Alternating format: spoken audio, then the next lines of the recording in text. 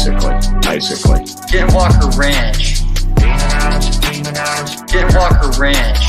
Basically. Skinwalker Ranch.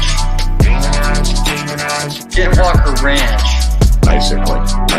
Some malevolent activity. Very compelling. Basically. Some malevolent activity. Very compelling.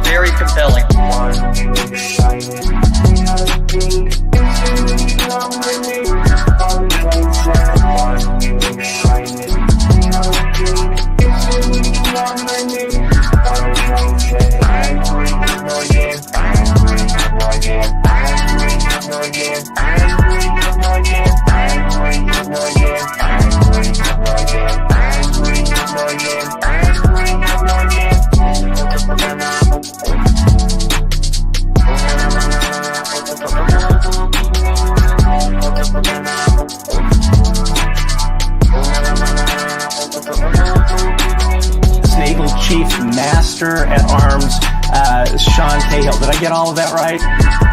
You did. Naval Chief Master at Arms, Sean Cahill. Did I get all of that right? You did. It's hearsay, it's third-party information, conversation. It's hearsay, it's third-party information, conversation. It's hearsay, it's third-party information, conversation. It's hearsay, it's third-party information, conversation. It's hearsay, it's third-party information, conversation. It's hearsay, it's third-party information, conversation. It's hearsay, it's third-party information, conversation. It's hearsay, it's third-party information, conversation. I'm an intel guy. I'm an intel guy. I'm an intel guy. I'm an intel guy. I'm an intel guy. I'm an intel guy. I'm an intel guy. I'm an intel guy. I'm an intel guy. I'm an intel guy. I'm an intel. On the Jicarilla Apache Reservation in northern New Mexico sits the small community of Dulce. Since the late 1970s, it's become a landmark in the strange world of UFO conspiracies, up there with the likes of Area 51 thanks to horrifying tales of alien bases underneath Mount Archuleta. But the real story of Dulce has its roots in the cattle mutilation wave of the mid to late 1970s. People tell me Dulce wasn't always a center for supernatural activity, but then sometime in the 70s, things changed.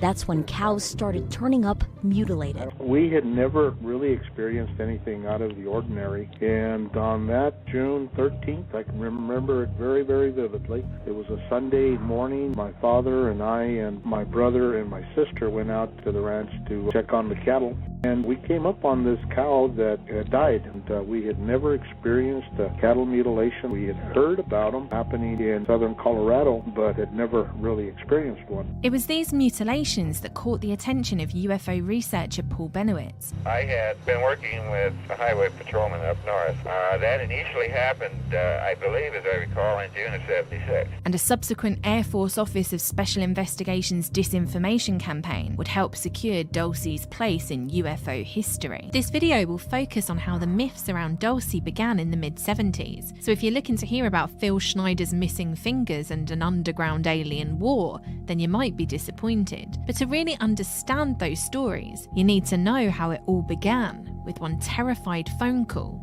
on June 13th, 1976. Greetings and salutations, friends, and welcome back. Tonight, I have the pleasure of hosting another YouTube content creator who, by the way, happens to be one of my favorite YouTube content creators. If you want to go down some of the strangest rabbit holes in all of conspiracy land, then tonight's guest is really for you. She has masterfully connected a lot of dots of some of the history and mythos surrounding UFOs, aliens, and conspiracy theories, and provides an incredible historical perspective that I think is sorely lacking in today's content. In the description of our video tonight is a link to her latest video, which we'll be talking about tonight, which is about Skippy, the mutilated horse, and other cattle mutilation cases made famous, most famous, I think, by Linda Moulton Howe, but others. And there is also a link to her YouTube channel, which I highly suggest if you're not already a subscriber. I see chatter in the live chat. Some of her subscribers are here. Some of our subscribers expressing that they subscribed to her and loved her videos. And you will too. So give her a chance. Joining us tonight to talk about cattle mutilations and other high strangeness, we welcome Emily. Hi. Welcome. Hi. Hello. Thank you for having me again. Yeah. I'm happy to do so. And we were talking off air. Emily has an extreme talent, it seems, at tackling some of the harder stories that I have put on my list. And then the amount of data or information that you need to go through to get through the whole story is substantial. You seem to have a talent. You seem to have a talent, though, for picking out those ones that I've never done, like cattle mutilations. Your newest video is going to be on Dulce, New Mexico, which is another one that's been on my list. I just can't get through it. And many people have commented to me about how thorough, not that it's a bad thing, but you tend to be very detail-oriented and thorough and try to include everything you can about the story. Is that your general approach, is to just try to digest it all and I just think it's probably bring it to focus? It's a lot of mental illness, really. I just become like fixated on it and then I can't let it go. I think that's what it is. You get stuck in the rabbit hole for months. I've talked to her off air and she was telling me like what she's working on. She's like, oh my God, there's so much stuff and there's this and there's too this. much. And all of the rabbit holes like lead into other rabbit holes as well. So, you never escape. Even when you get to the bottom of one, it just kind of like leads into another, Yeah, so there's like a crossroads. Yeah. There's a crossroads into another one. And isn't it interesting that Dulce is directly connected to a lot of the cattle mutilations? Well, that's how it all started. Like everything from in Dulce started from cattle mutilations back in like the 1970s, like late 1970s, like 1976. I did have a question for you. Since your latest video was on cattle mutilations, there's an ongoing conspiracy theory here at Truthseekers, and I want to get your opinion on this. Because Linda Moulton Howe is the one that's most famous for cattle mutilation. And she has done some pretty grifty, scammy things to get stories to sell. So I don't know if you heard this conspiracy theory, but it sounds pretty plausible to me. People here have expressed that they think that Linda Moulton Howe might have hit some of those cows in the head with a shovel and killed them. And then she came back with some kind of scalpel or laser to like cut out their balls and save their balls for some nefarious purpose. Who knows what? So she killed them and then she cut them up and cut their balls off so that she would have stories to sell about aliens. What do you think of this theory? I think it's highly plausible. It's definitely up there. It's one of the more plausible theories, I think. And the imagery or the picture I get of Linda Moulton Howe hitting a cow in the head with a shovel, I just can't get it out of my head now. I know everybody rags on Linda Moulton Howe a lot, and like for good reason. She's very griftery, has put out stuff that's like very clearly fake, and has also platformed Nazis. So she's due a lot of criticism. But isn't there another part of you that kind of feels a little bit like sorry for her in a way? Not like in like a patronizing way, but I feel like people always forget that like she was part of that. Well, she wasn't part of like the Paul Benowitz operation, but like she would kind of had that interaction with Rick Dodie and was shown all of the bullshit. And, I feel like she was kind of going that way anyway. And that kind of pushed over the edge a little, Yeah, maybe it influenced her to think, oh, this must be real because the government showed me what they have. That's what she was told. Yeah. But Richard Dodie, he I talked to him a few times about this, and he seems to get a perverse thrill out of showing her the most ridiculous fake stuff that he could to see if she would buy it. And he told me she bought everything that he showed her as real, 100% real. So it's kind of sad, right? She is already a believer by the time that she'd met him. She was doing an HBO documentary, and she even says like in when she was doing the obviously like the film about cattle mutilations, A Strange Harvest, and that it was her meeting a sheriff in Colorado called Tex Graves, who said to her, "I'll save you." He said something like, "I'll save you some time. It's aliens. You don't need to investigate anymore. It's aliens." And she went back. Yeah, she said, "Okay, it's definitely aliens because this guy said it was." Yeah, it's a great. If you've obviously seen A Strange Harvest, right? Oh, absolutely, yeah. I mean, it's say what you want about Linda Moulton Howe. It's pretty compelling. It sounds it's a banger convincing. Documentary that it's like the 80s synth comes in. It's very kind of ominous. I think it's got just purely on like a vibes level. The vibes are good. Yeah, I think that's why people give her credit. They say that when she started, her work was really, really good. But I've come to find out that she played fast and loose even with that one. Like, oh yeah, without a doubt, because like she just was better at hiding it and making it appear much more credible and like researched.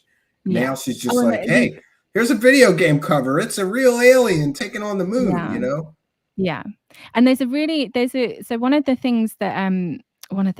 one of the books that is like super important about the whole kind of cattle mutilation phenomena, mystery, whatever you want to call it, and it's definitely out of print and it's really hard to find. It's called Mute Evidence by Daniel Kagan and Ian Summers, but somebody did just scan it. Can't remember their name, but they've got a website called Paperbacks of the Gods, which is like a blog where they review paperback books, but they scanned it and they put it all on archive, like the Internet Archive, and it's like the best book on cattle mutilations because the writers of it did like a really in-depth investigation for multiple years, and they met all of the mutilation investigators, and their kind of take on the whole thing was that it's kind of like a closed circle. It's like this, it's just like the ufologists, right? Like, certain circles of ufologists, it's just a never-ending feedback loop. All these people are friends with each other, they all endorse each other. There doesn't need to be any proof because everybody's friends and everybody's kind of backing up each other's story.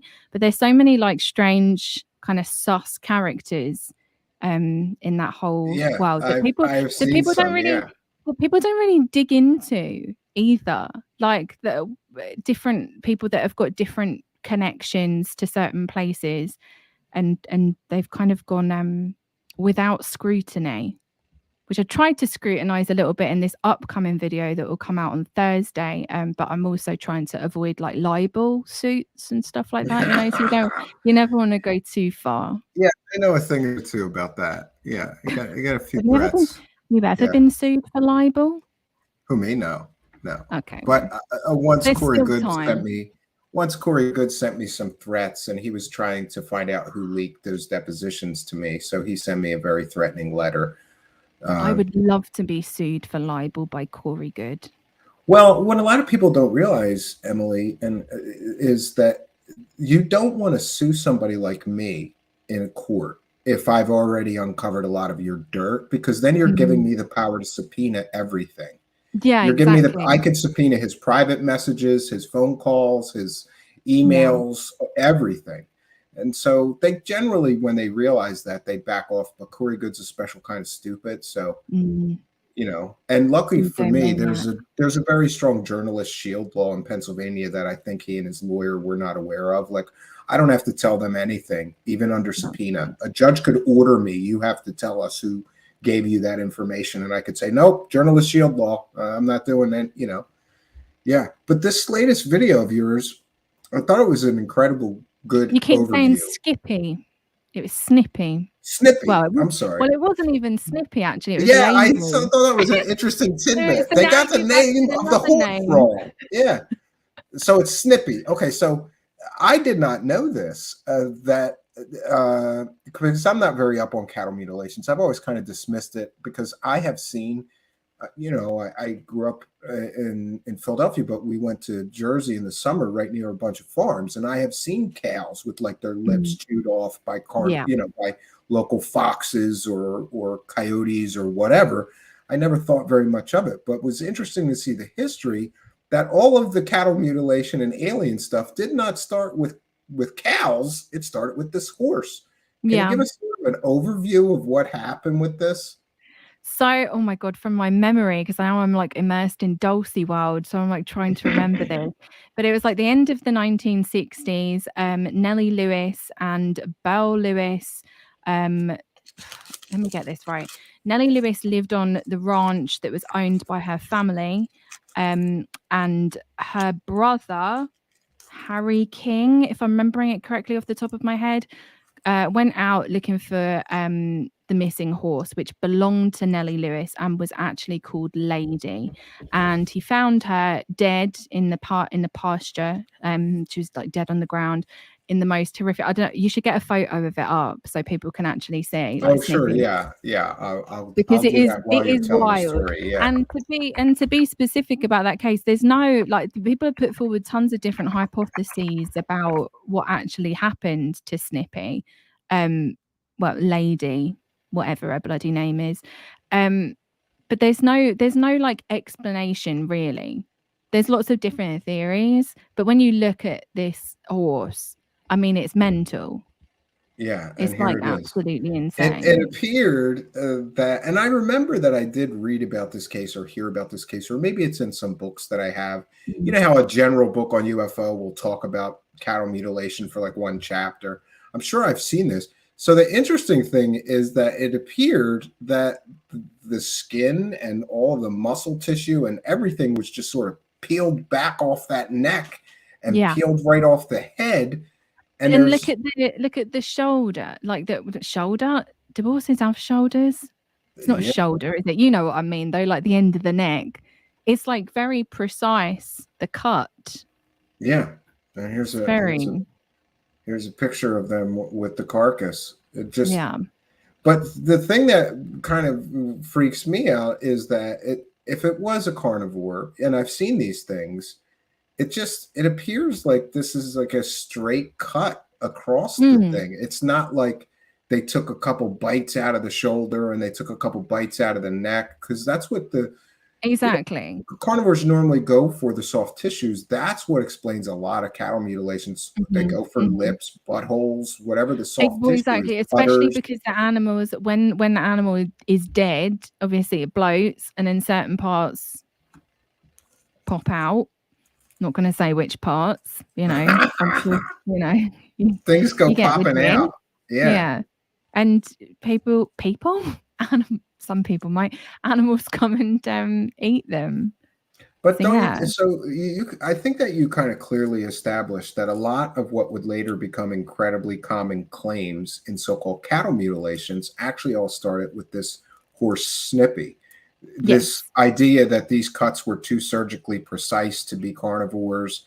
There were signs, which I would say in this case, I think is, and that's the thing. Like, I don't want to dismiss this whole thing out of hand, because I don't think that you can. But the thing that was interesting, because in the for that documentary, I spoke to Christopher O'Brien, and he features a little bit in this upcoming one as well, talking about certain.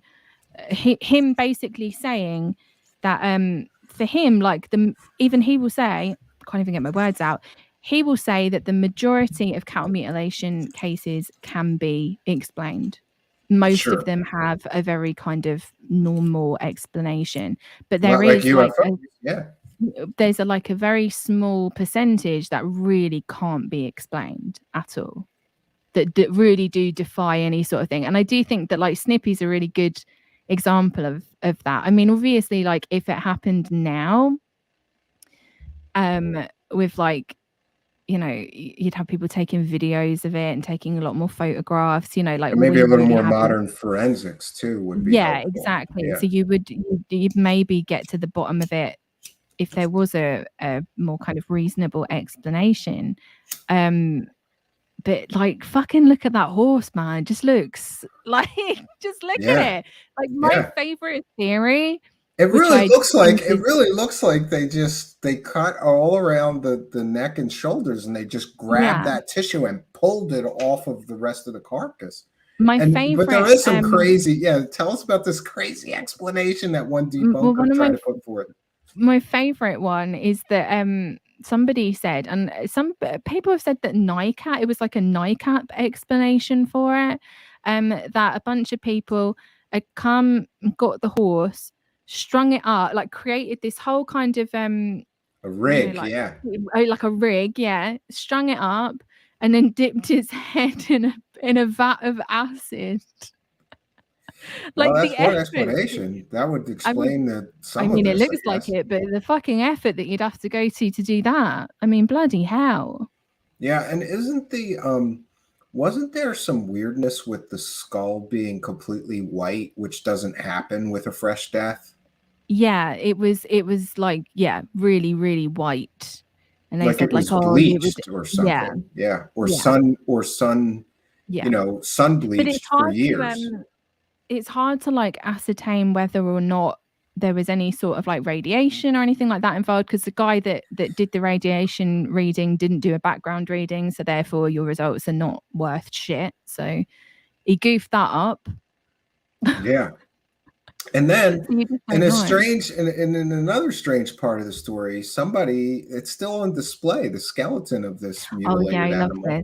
So somebody tried to sell the bones on tried to sell the bones on eBay, I think for maybe like $10,000 or $50,000, but then somebody ended up buying it for like $1,000, and it was the woman that owns the UFO watchtower. She bought it for $1,000. I would have bought it for $1,000. Me too. I would, if I had money lying around. Can you imagine that? Just be like, yeah, just have a mutilated horse skeleton, and when people come over, you go, aliens did that shit right there. That aliens did that. That's why I have this, because aliens effed this thing up, I love it. That's definitely something that I would like to have in my house. And so it's at a little like podunk, like Route 66 alien museum somewhere, right? Yeah. So it's in, well, it's not Crestone, it's on the way to Crestone. It's more kind at the UFO watchtower. That's where it's at the UFO watchtower. Yeah, which is in the San Luis Valley, which is really close to where the mutilation happened. Bigger picture, and the rest of it is all text. Yeah, and they telling you do not touch it. They might have an alien. They say they got a big sign that says "Do not touch, Emily." That's just in case there's alien spooge on it. They don't want anybody getting.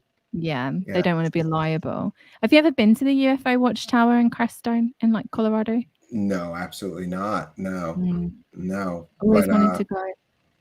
I was for a time in Dulce, New Mexico, because I'm stupid, and I went there to look for Dulce base. I really did. I just hopped in my car. I'm like, I got a few weeks off. I'm gonna go find that base. Oh my god!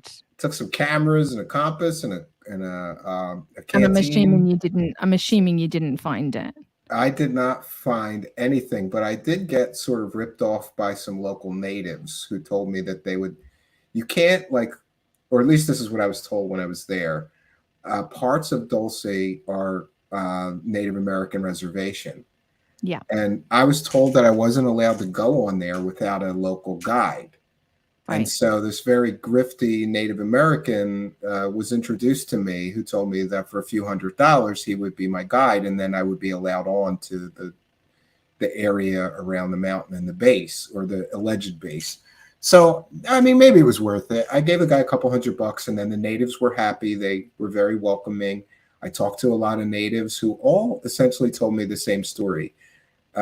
They don't know why everybody sees aliens. They do see some strange lights in the sky occasionally there, but there's no visible signs of any sort of base. And I mean, I walked through that whole thing for days and days and days, because I was sure if there was a base, I would find some vents, or I would find, something that would be an indicator of a base, an entrance, maybe some exhaust pipes coming out of the mountain. I found nothing. There was nothing there. It was what a shock. It was underwhelming and disappointing. There was nothing there, which interestingly is the same thing I found when I went to Montauk. Nothing. That's exactly what I found at Montauk. I mean, at least at Montauk, you do have an abandoned building. you've got something to see. Whereas at Dulce, Well, it's a whole it really is complex. just, It's a whole yeah, bunch of abandoned buildings, but yeah, yeah. there was no indications of underground bases. And people like to argue with me, and I'm sure I'll get emails tonight explaining to me why I didn't find either the Dulce alien base, maybe holographic cloaking technology, or some people still. I think because those two things are so ingrained in UFO lore and mythology, as just accept that that's true. There's an alien base at Dulce, and Montauk is where they did all the time travel and weird experiments with the little kids. Not creepy Yeah. at all, The thing that's interesting about Dulce though is that not to be like too much of a conspiracy theorist and to kind of give credence to it, but there is kind of like at least some evidence that there was like strange activity going on there, right? There's definitely some strange activity there. Yeah. Yeah. People see UFOs. I talked to local residents who told me a lot when I was there. It was kind of like playing a game of, well, can I meet that person? Can I meet that person? Can I meet that person? And so this guy would call around, and mostly I talked to local natives, but I probably talked to like at least, I don't know, more than 5, less than 10, maybe 8 people who told me their stories of seeing some sort of lighted weird craft that was silent, and like typical UFO stories, which I found very convinced. And I didn't have to give them each $200 to hear these stories, just the main guy who was the guide, and for all I know, he does 10 guys like me a week, and get his friends, like tell him about the aliens you saw. Good for him. We've all got to have a you gotta praise the cash. You gotta praise the cash any way you can, Emily Louise. Exactly. So when we get to the, I wanted to ask you, because there was a really funny moment that I think really parallels today's modern UFO and alien stories. Can you tell us what happened? Because to me, this was the funniest part of your video. So this weird event happened, and the local newspaper put in one story about Snippy, the horse. Did aliens do this, right? And then tell us what happened after that and why you think it happened, because I think this is a great part of this whole story. So to backtrack a little bit, the story of seeing like a flying saucer attached to the Snippy mutilation case did come from the Lewises, right? So they had a sighting at their ranch, which was the day before the horse. My God, sorry. It is 2:30 in the morning here, so apologies if I'm a little bit slow and mess things up. They did see an UFO, some form of craft above their ranch the day before they found the horse, or the day before the horse went missing. And they say that whatever this aircraft was, took off like a bit of fence on their ranch. So there was definitely like they definitely believed that there was something, to do with flying saucers. And that is, Nellie Lewis was friends with Pearl Nicholas, who worked for the local newspaper. And according to Christopher O'Brien, they didn't want any of this story to get into the press, because obviously as soon as you let the press know, you're going to get, everyone coming into your property. Some visitors. Yeah, exactly. And they were like, no, don't publish it. Obviously, the press, as soon as you publish like one story, it becomes like an absolute, big, huge thing in the local area. You get all of these people showing up, and then it's just like, that's it. From that moment on, that kind of secured the connection between aliens or UFOs, flying saucers, whatever you want to call it, and cattle mutilations. And obviously, once you put it in your newspaper, and you start to see your sales go up when you're talking about flying saucers and aliens and all of the weird stuff, you just keep publishing more and more and more.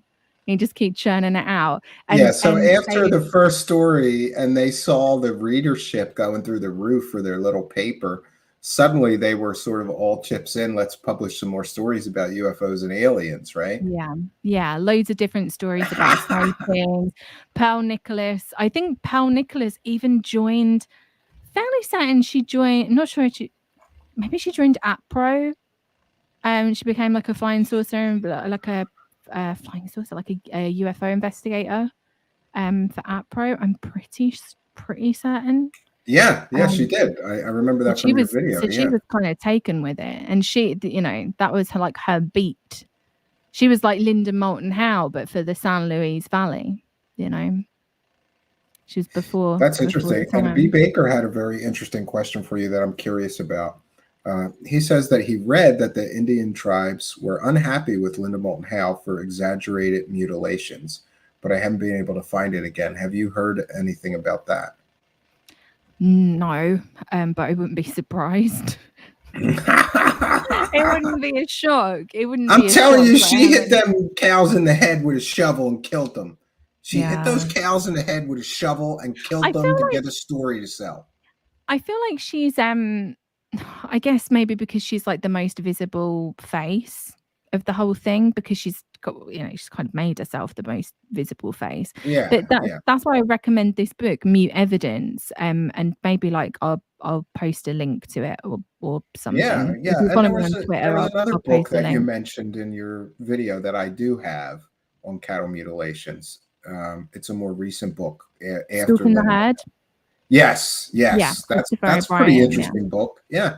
Oh yeah, he's great. And that's a really good book. And the thing I like about him as well is that like he's got his own theories. He's like into the kind of more high strange explanations for the whole thing.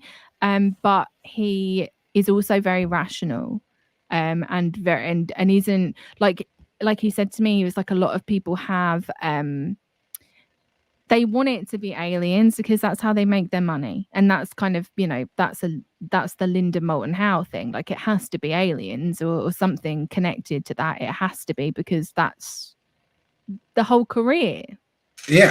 There's no story if it's not aliens. Exactly. It's got to be aliens. But exactly. Can we go over? But the alien hypothesis makes no fucking sense at all. Yeah. I want to ask you about the possible explanations for this. First of all, many of them can be excluded from being anything strange or out of the ordinary by being, wildlife events. A cow falls over and dies. Some opportunist local critters are going to come and gnaw at the. So a lot of them we can just push to the side. Those don't interest me. But there's others where, there's always these claims like there was no footsteps to the carcass. So that's why people think aliens may have been involved. But there has long been a theory that these mutilations may have something to do with the Atomic Energy Commission. Right. Because they happen in areas near former atomic or nuclear tests that have conducted. And people have suggested that somebody from the government is killing these cows and taking some material with them to test for radiation. So that's a possibility. What do you think of that as a possible explanation? I think that's probably the most. I've got a bunch of different theories ranging from relatively skeptical to insanely paranoid. And I'm like, I always want to go towards the more paranoid ones, but that's 100% correct. And if I just kind of pull up something. So a lot of people say that to try and like debunk this whole idea of like the government or the military or whoever it is, Atomic Energy Commission, anything you want, going around and mutilating cows to check for radiation or diseases, a lot of debunkers will say, well, why don't they just have their own cattle? And they'll point towards, like the Nevada test site, which had its own herd of cows there for many years that they tested on. But when I was doing my research for this, this first video on Dulce, which is just like the origins about the cattle mutilations, I found this paper that was released by the Environmental Protection Agency in 1984. And in it, they essentially admit to doing what they call ad hoc operations. So they say that domestic and wild animals were frequently sampled pre and post detonation at the sites of special nuclear projects. And they say that animals were sampled in downwind areas from plowshare cratering events. So Operation Plowshare was like blowing up. It was kind of using, how do I explain it? Using like nuclear weapons for peaceful uses. So I think they tried to do like fracking and stuff and all kinds of like, That's great. Let's get a nuke in here and blow up the whole area. Exactly. But they say in this paper that there were these special ad hoc investigations, but they don't give any details on them, right? But they essentially admit it in this. And in this, they specifically say that they did these ad hoc investigations in a place called Gas Buggy, right, which is right by Dulce. And essentially, Gas Buggy, how do I? Wait, I'm trying to pull up my notes because I get a bit perfectionist if I don't get the stuff right. I know. So you remind me of my wife. You're a stickler for details. You know, the devil's always in the details. Emily has to get like every name, every date, all the facts, you know, but I like that about you, Emily, because then I know when I listen to you, I know that you have done your due diligence. Like you always have facts in hand before putting mouth in gear.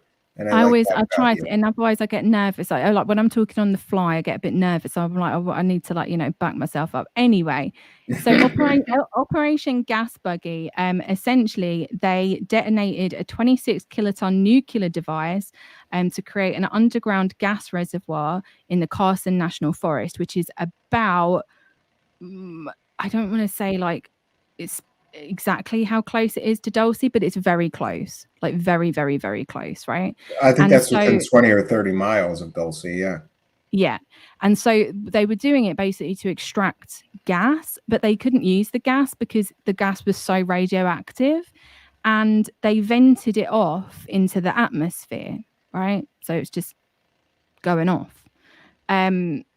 And apparently there was a leak of radioactive material into water around the well site there. So a lot of people theorize that specifically the cattle mutilations that happened in Dulce were connected to Operation Gas Buggy. So I think there's a lot that I mean, they basically admit it in this. They don't say we were out there mutilating cows, but there's definitely evidence that points in that direction, for sure. Yeah, and I'd be interested if you can send me that document because I'd like to file FOIA requests for any reports from that endeavor and see what happens. You never know. Yeah. They might be forced to give us all these reports. That would be interesting to see how many that they how many cows are they doing, and why do they have to kill the cow to do this research, or can they just take? I never understood why they can't just take blood or tissue samples without killing the cow.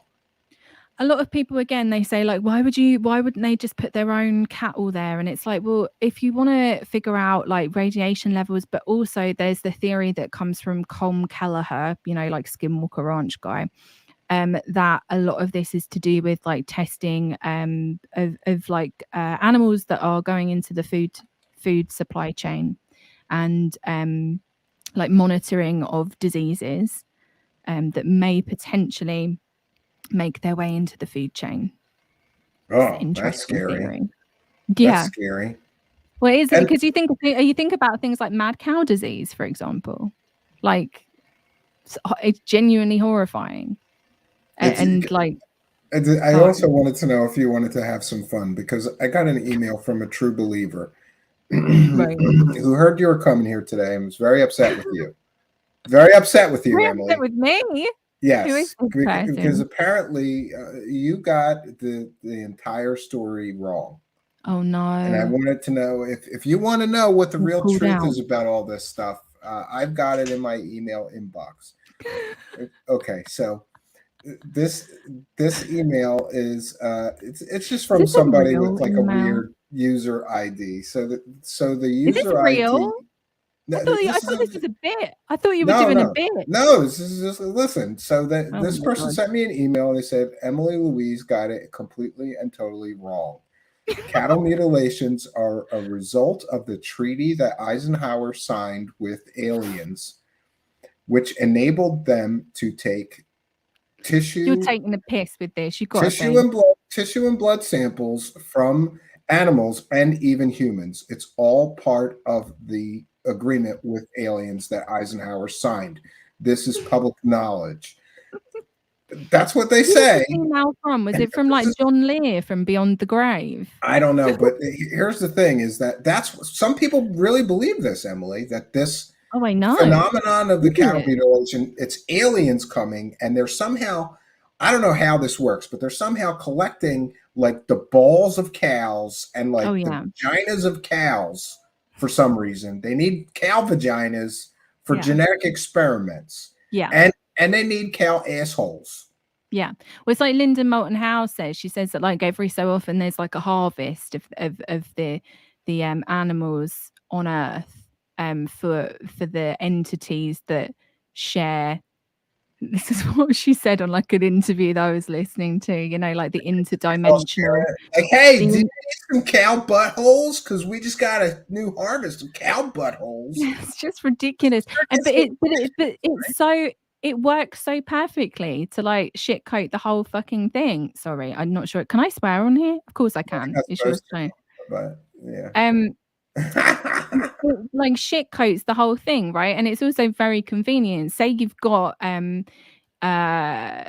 government testing of animals for nefarious purposes, whatever purposes, and you want to cover it up.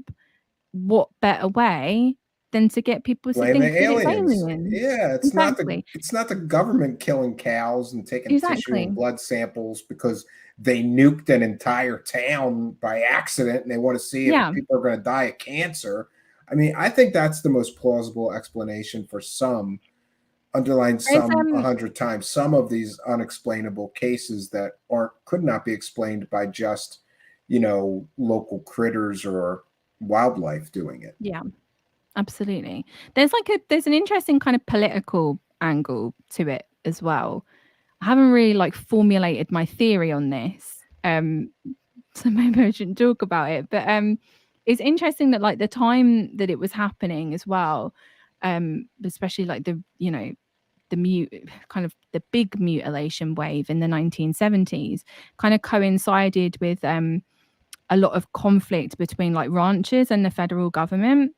So there was this thing called the Sagebrush Rebellion, which kind of grew out of ranchers feeling like the federal government was like overstepping into their livelihood because there were regulations put on like cattle grazing and stuff like that, right? And the interesting part of it to me is that a lot of private and companies, oil and gas companies, kind of moved into this conflict between ranchers and the federal government, and kind of, you know, on the side of the ranchers, kind of like stoking them up, being like, yeah, you know, go on, because they wanted to get hold of federal land at like bargain prices. So they don't want the federal government to be involved. They want to, you know, have like control over the land. So it's like there's another interesting paper. I can't remember exactly what it's called, but it's by a guy called Michael J. Goldman, and he writes all about the Sagebrush Rebellion and how it coincided with the cattle mutilation phenomena. But it was interesting to me, and this is just a theory. This is just something I made up in my head. I don't have any proof. But say that you're, you know, like a private oil company, and you see that there's this big feud between, you know, like ranchers and the federal government.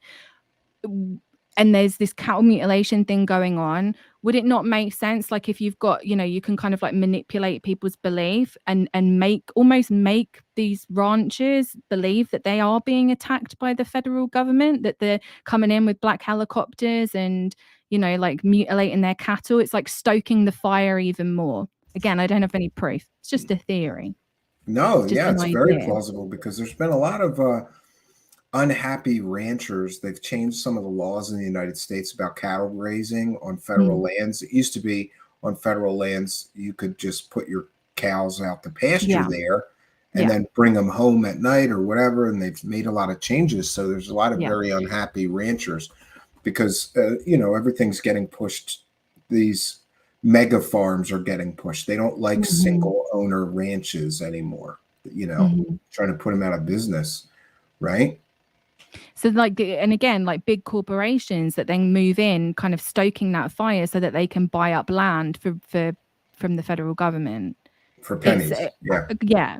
Because there was another thing that was interesting as well. The guy that and again, this might just be like my paranoid brain, but obviously when Ronald Reagan got into power, it wasn't like the main thing, but he declared himself to be a sagebrush rebel, right? And there's these posters of him. He's like, I'm a rebel I'm on the side of the rebels. He was Senator Harrison Schmitt, right, who was the Apollo astronaut, who also coincidentally was the guy that held the first big cattle mutilation conference in Albuquerque, which was there's a whole conference for this stuff. Oh yeah, just like UFOs, huh? The 1979 cattle mutilation conference. Anyway, Reagan endorsed Harrison Schmitt for being he was the senator of New Mexico. I really hope I've got that right. And Reagan kind of endorsed him. So there's this whole kind of, it's like a political angle here of like kind of stoking this fire of wanting people to believe in some of these government like the more kind of like the government's coming in, the government's government's cutting up your cattle, don't trust the government's taking your land away, that kind of thing, like stoking up the fear between ranchers and the government, even though I think that there's credence in the like government testing and all that kind of stuff, but it's just like there's a lot of different angles, I guess is what I'm trying to say. Lots of different that's why it's an interesting mystery though, because it's interesting to think about the possibilities of what it may be. And then there's like the really high strange, then you go down the like Christopher O'Brien had a strange theory about he called it cattle mutilations are a cultural stigmata, that it's the earth sending us warnings via livestock. It's a bit out there, but that's kind of like theory. Crop circle. Let's communicate with these intelligent beings. Let's kill their cows and cut their buttholes off. That one more like it's not like aliens, more like it's the earth itself. Like the earth, Mother Earth, Gaia. Well, don't you think I know too that you don't go in for the woo, do you? Well, no, I try to find the plausible first before resorting to that as a last resort, I think. But isn't it interesting that like we've heard a lot less about cattle mutilations now that everybody has Ring cameras, and there's cameras are so cheap that people might have cameras on their ranches to keep track of the cattle now. But we never get any video though, and so many people have cameras now. Like people don't realize this, but one single cow is worth, thousands and thousands and thousands of dollars. Yeah. So if that was my business, I'd have cameras on them to keep track of them in case one wanders off, and we've never gotten any kind of video that would confirm the aliens or the government are doing these mutilations, which is suspicious to me. I mean, I guess to be devil's advocate, you've got a large stretch of land. You'd have to have cameras all over. There's a lot to think about. Yeah, that's fair. But I think the same thing about these cattle mutilations that I think about people who say things like, "I'm an alien abductee and I get abducted every night." I always think, well, then set up a camera, get us some evidence of this. but we never quite get there. So we're left with all this speculation. You know, what could this be? It's just a mystery. It's what the whole UFO cow mutilation community is just all full of speculation, just stories built on top of stories. Well, that's probably because we don't have sufficient evidence to draw conclusions. So all you're left with is just speculation, right? We'll wait until Wednesday, and then you will get your. Oh, we're going to get into this. But before we get into what's coming up Wednesday, I saw and even stole a very nice thread from you about Dr. Stephen Greer's clown show and the CIA guy, Sean Ryan. For those unaware, Stephen Greer now has a former CIA asset now helping him sell his grift. And boy, I don't know if you saw it, but he was not great. Did you see the video that Sean Ryan made? Oh yeah, the one on Twitter where he was like, "You guys are criticizing me. I don't endorse everybody that I speak to." Yeah. Oh, I'm sorry, the guy is it's pretty bad. Real jerk. I'm trying to find it. Oh yeah, let's for the benefit of the audience who may not have seen it. So for those unaware, Sean Ryan platformed a bunch of people from Greer's Disclosure Clown Show, all of which have zero evidence, and some of which are totally grifters, in my opinion. For example, Eric Hecker. I don't know if you saw this, Emily, but he's showing people documents that he says were top secret government documents. And on the top of the document, it says classified as hell. I swear to God, I'll send it to you. He's a Montauk boy. He's a Montauk boy too, yeah, and he claims that he was part of Project Stargate, but there's a list of all participants of Project Stargate. He was not in it, and he called me all kinds of profane things. You know, he called you. Yes, and I think he said that he hopes I get ass cancer or cancer in my ass and die. That's what he said. Because I wouldn't believe his stories. And I said you weren't a part of Project Stargate. So he's like wishing death on me and telling people that I don't know what I'm talking about. But then he says all the evidence is on his website. But when you go to his website, he's got fake government documents that say classified as hell at the top of them. And the rest of what he has that he claims is evidence is like download it from the blackvault.com. But let's share this Sean Ryan video. So Sean Ryan has been platforming these clowns that are, in my opinion, their stories are fake, or even if their stories aren't fake, their stories have zero evidence. So all you get is a story. I don't think it has any value. But Sean Ryan is very upset with the critics. And by the way, I was told that I was one of the people that somebody showed him my video breaking down one of his Greer clown show videos. Which, by the way, for those unaware, he's getting paid $20,000 to $30,000 for one video of this UFO stuff. So he's all chips in because it's very profitable, but he's not happy. He's not happy because people are being critical. Same, yeah. Getting a little bit of flack about my episode with the UFO whistleblowers. I just want to say something. I'm going to address this one time and one time only. Just because I have somebody on the show does not mean that's a fucking endorsement. Doesn't mean I'm buying everything they say. It doesn't mean any of that. But here's what I see in this country. I see a bunch of people bitching that they don't know what the fuck the government's up to. So you know what? I thought it would be a good idea to bring 3 whistleblowers on who've testified in front of Congress under oath so that you know what our government's up to. This is one small portion. Here's another thing I hear all the time. Everybody's bitching about the media. Well, at least I know one said he did. I don't know if all of you remember, maybe some of you do, but this is what the media used to do.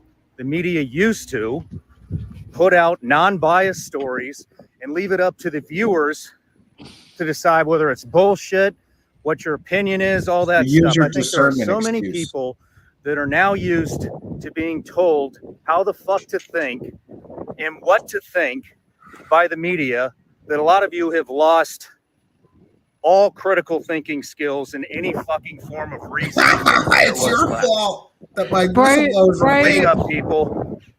Just because I have somebody on the show doesn't mean it's an endorsement. It's just something for you to think about and formulate your own fucking opinion.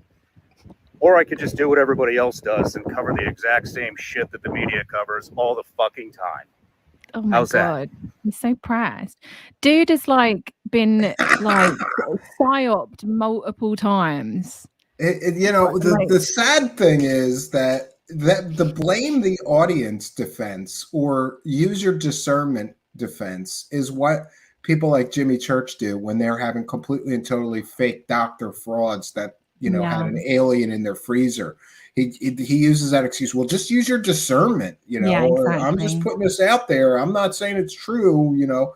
He But did he's not. Sean Ryan has an entire team, Emily Louise. He has oh, a that's whole baffling. company full of employees, and nobody did the least bit of basic fact checking on either Greer or any of the guests. Greer sat there and told everybody on the Sean Ryan show that he briefed every sitting president since Ronald Reagan. We checked. There would be records of that. There's no records that Greer ever briefed any president. He just makes Of course things up. not. And did you hear when he said they testified before Congress under oath? I know in at least the case of Eric Hecker, he said for months leading up to this, well, and he used it in his arguments with me. Well, Stephen, I didn't go on Truthseekers because you're a small fish, and Greer got me to testify before Congress, and you couldn't do that. And then later he said, my information has been provided to Congress. Those are two completely different. I can mail congressmen, you know, my fake government documents that say classified as hell. It doesn't mean I briefed Congress or that I was testifying to Congress. So Sean Ryan hasn't done the least little bit of fact checking. He just lied in that video saying that these people briefed Congress. He can't prove that. Yeah. You know, Yeah. and now he's blaming the audience. You stupid people. You just want to be government brainwashed. So, you know, I'm trying to break out of the matrix. That's really rich coming from a guy that used to work for the CIA, you know? Like, I mean, it just baffles me. And it's so popular. I mean, we're talking like a million views in one day on this stuff. And people just and like $20,000 to $30,000 that he got for the Greer interviews. He did 2 of them so far. That means if we count, I think he's been through 2 of the 3 whistleblowers so far. I haven't been keeping up in the last 3 or 4 days, but he's done the third one was he may be up to Emily Louise. He may be up to over $100,000 in monetized views so far for what is complete and total garbage. The guy who saw a floating rock, I think he saw a floating rock in an underground base. Well, I don't know whether or not that's next, but he's got Brandon Fugel going on there. Oh, he'll get another $20,000-$30,000 for that. Brandon, and it's interesting because a lot of these guys have a lot of the same messaging, right? So like Brandon Fugel the other day was talking about the Sound of Freedom movie is being censored. And that's, you know, and Sean Ryan saying a lot of that stuff as well.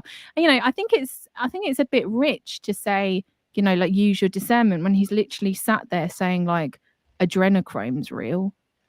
You know, these, and then platforming stories being like UFOs are trafficking humans.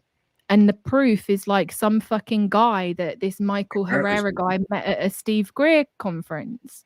Yeah, and they told it was somebody that he met at a conference that told him those weren't weapons in those cases. Yeah. They were people, Emily Louise. There were people in there. But he never saw any of that with his own eyes. He just met some wackadoo at a wackadoo Stephen Greer UFO event who told him that, who he won't name. And also, that guy's got 5 other witnesses to that event. Why can't we get those guys to come forward? And they're too scared. They're too scared. They got too much the Men in Black. Yeah, the Men in Black are gonna get them. You know, like all of this stuff. You know, a lot of people recommended on that video on his Twitter feed that they need to get me on his show. And you know what? If he did that, I would have total respect for him, and I would stop busting his balls because then he would show both sides of the coin. Because I'm not tooting my own horn, but I guarantee if I went on there, I would destroy those fake whistleblowers with no evidence, and I would destroy Stephen Greer. I would destroy Stephen Greer in an instant. You know, it would take me 10 minutes to get through all of Stephen Greer's lies, maybe 20. Yeah. But then, you know, it's easy to say, I'm just providing the information. You can make up your own mind. he's doing the same thing they all do. Here's half the story. We won't give you all the other half. We're going to leave that out with the lie by omission so that, you know, it appears these stories may be true. They don't give the other half of the story. Do you not think good half to me, like all the lies you can catch them in and everything, that's relevant. And anybody who says it isn't is living in a delusional fantasy land. I just wonder how much of this is like, I wonder how much is grift, how much is psyop, how much is like people believing their own bullshit. It baffles me. I can't like make sense of it like in my head of like what it is. I think it's a mixture of a lot of different things. Yeah, I think it's a mixture. I think I've experienced people, and I'm sure that you have too, that I can tell like they mean well and they truly believe that this is all real to them. It's all real to them. So those people bother me less than the people that I can show intentionally, you know, sort of craft the stories and leave out the bits that don't help sell the story, you know. And that's why I like your show and your channel, because you truly give everybody like, here's all the information on this to the extreme level. I think, you know, if you can say, Emily Louise, like you can make up your own mind. I've given you all the information, because you give both sides of the story and you're respectful to some of the wackadoos. Well, because I feel like again, like I think it's really complicated when you're talking about this kind of subject, and a subject that has like, God, I don't know how to phrase this. A lot of people's experiences aren't exactly what they seem, and there's a long history of like a lot of abductions, for example, being like covert military operations, mind control, all of those different kind of things, which I think are very real. A lot of people would say I'm a conspiracy theorist. I do genuinely like look at like the Betty and Barney Hill case, for example. That to me stands out as a very clear kind of military involvement and military and intelligence involvement in that. I don't want to like discount people's experiences out of hand, because I think that there can be like different explanations. I think there's like, you've got experiences on one hand that have seen things or, you know, had things done to them, which I think some of it is very real, right? But then you've got like the grifters, and that's where the issue is. And the problem is that those people who have experienced something, you know, obviously it's important to try and investigate exactly what it is, but they get exploited by the grifters, right? It's very they come to the grifters for answers of their own personal experiences. Exactly. And that even happened in this Snippy the horse case, right? So Nellie Lewis, who had, you know, had quite a traumatic experience, she had lost her horse in a horrific way, becomes, you know, center of all of this press attention. She received a series of threatening phone calls. She had actually contacted Dr. Leo Sprinkle, and they'd done a series of like regressions, like hypnotic regressions. And, you know, there's anytime I hear that, when you get into the hypnotic regressions, I sort of tune out, because I think, no, you know. Yeah.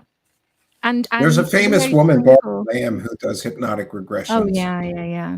She did Angela, right? Yeah, she's a very nice lady. She reminds me so much of my grandmother that I can't be mean to her, because she just looks and sounds like my grandmother. She really does. Yeah. Like, I can show you pictures. No, I know. But I had a few conversations with her, and I thought it was very suspicious that almost everyone that she hypnotically regressed, she finds out is a star seed or an alien hybrid or they were abducted. Yeah. There's always an alien story every time she does a hypnotic regression. But what's weird about her is that woman is like extremly, extremely well educated. Yeah. Like she's like got master's degrees and stuff. Why do you think that's weird? Because I would think somebody that sat through that much college would have some level of discernment and critical thinking skills that would show her that, like, gee, can everybody be getting abducted by everybody that I hypnotically regress has been abducted by aliens or has some connection to aliens? Or Do is you it think just that her own she's? personal belief system that's influencing this, that overrides her education and her I think it's vast people book that go knowledge? to her, because of who she is, right? And Yeah. like, you know, and these are people that already believe. I've got a friend that is looking into, or has probably looked into at the moment, hypnotic regression. She believes, and she will go to somebody and she'll find someone that will reinforce that belief. And as soon as that belief's been reinforced, that's, you know, it's going to be a hard job trying to talk someone out of it. Yeah. And what people need to realize is that when you're in hypnosis, a state of hypnosis, you're extremely susceptible to suggestion. So I think sometimes, even if you don't mean to, you can influence what they are experiencing or what they think they saw. But then again, I've seen some examples of hypnotic regression that I thought were extremely incredible use of hypnosis. For example, there's several cases where somebody saw like a license plate, but they only got the first few digits. So they bring in a hypnotic regressionist who puts them in a state of hypnosis, relaxes them, and tries to pull out more details. And in some cases that works. And for some reason, under hypnosis, because they did see it, the memory's there, they can recall the entire license plate. And that's amazing to me. But this, I think it's alien about ethics, regression right? is, yeah. You know, like Dr. Sprinkle, for example, got caught. Well, there's one occasion that's written about in the book, Mute Evidence, where he's kind of directly planting seeds of like UFOs and all that kind of stuff into a Oh, that's hypnotic evil doing that. regression. So you're like brainwashing somebody while they're under Genuinely, hypnosis. it's like extremely evil. And I watched an interview with Betty Hill recently, and she said in it, if you ever have an experience like that, do not have hypnosis. Just don't have it at all. Yeah. Yeah. And I think Bufora in the UK banned the use of hypnotic regression when it comes to abductees or people that have had some sort of experience.